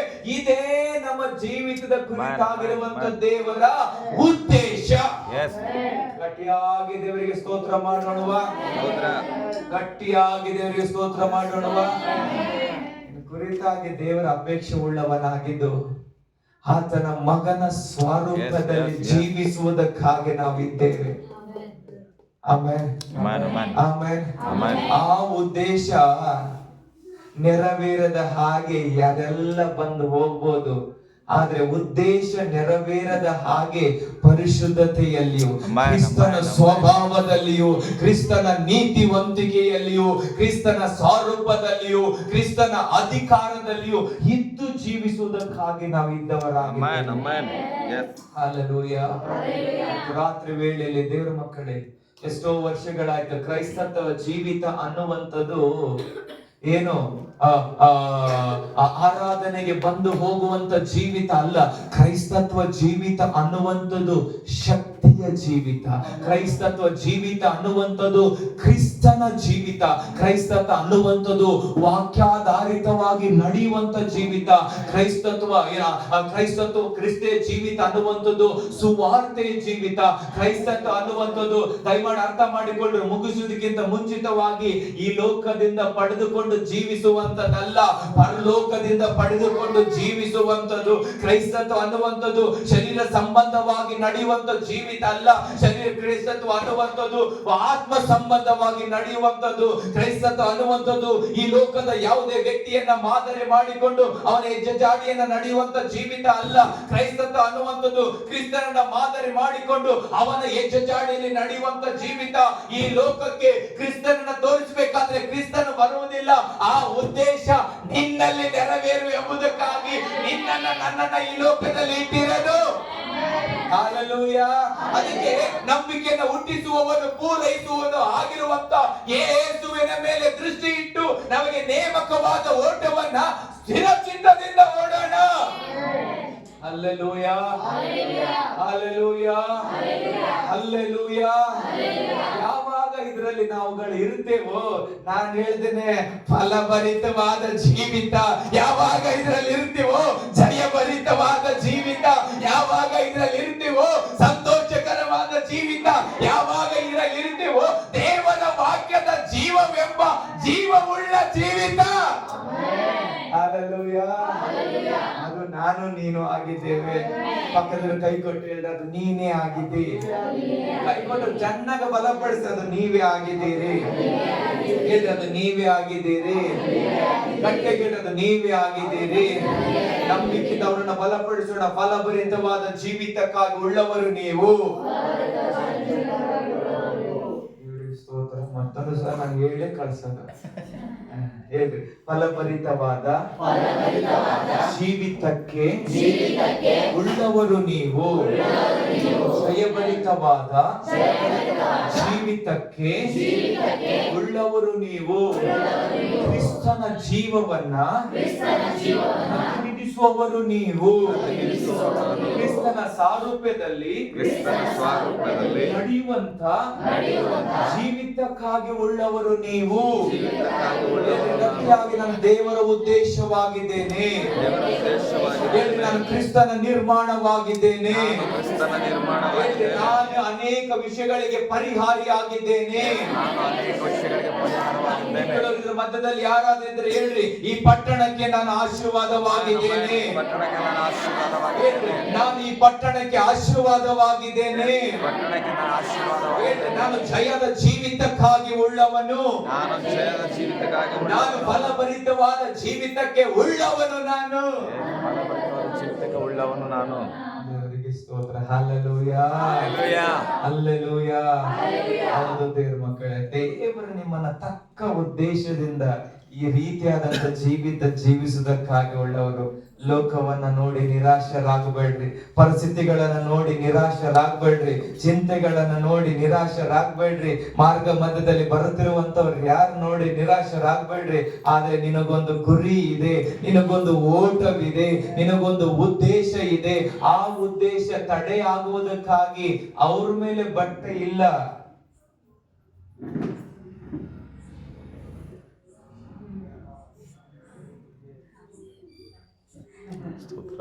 ಯಾರು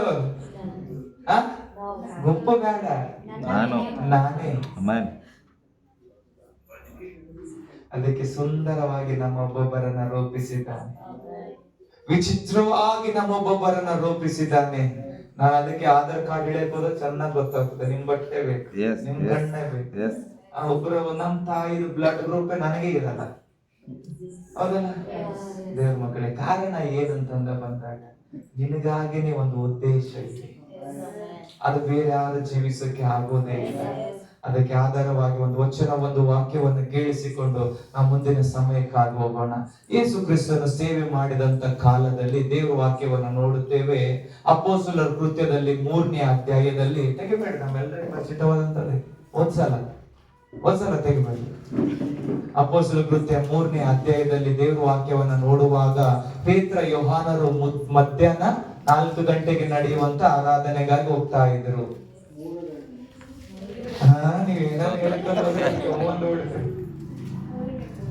ಎಷ್ಟು ಗಂಟೆಗೆ? ಮಧ್ಯಾಹ್ನ 3 ಗಂಟೆ ಪ್ರಾರ್ಥನೆಗಾಗಿ ಹೋಗುತ್ತಾ ಇರಬೇಕಾದ್ರೆ ಅಲ್ಲಿ ಒಬ್ಬನು ಹುಟ್ಟು ಕುಂಟನಾಗಿರುವಂತ ಮನುಷ್ಯನು ಬಿದ್ದುಕೊಂಡಿದ್ದನು ಅಂತ ಹೇಳಿ ವಾಕ್ಯದಲ್ಲಿ ನಾವು ನೋಡುತ್ತೇವೆ. ಹುಟ್ಟು ಕುಂಟನಲ್ಲಿ ಬಿದ್ದಿರಬೇಕಾದ್ರೆ ಅವನಿಗೆ 40ಕ್ಕೂ ಹೆಚ್ಚು ವಯಸ್ಸಾಗಿತ್ತು ಅಂತ ಹೇಳಿ ಬರೆಯಲ್ಪಟ್ಟಿದೆ.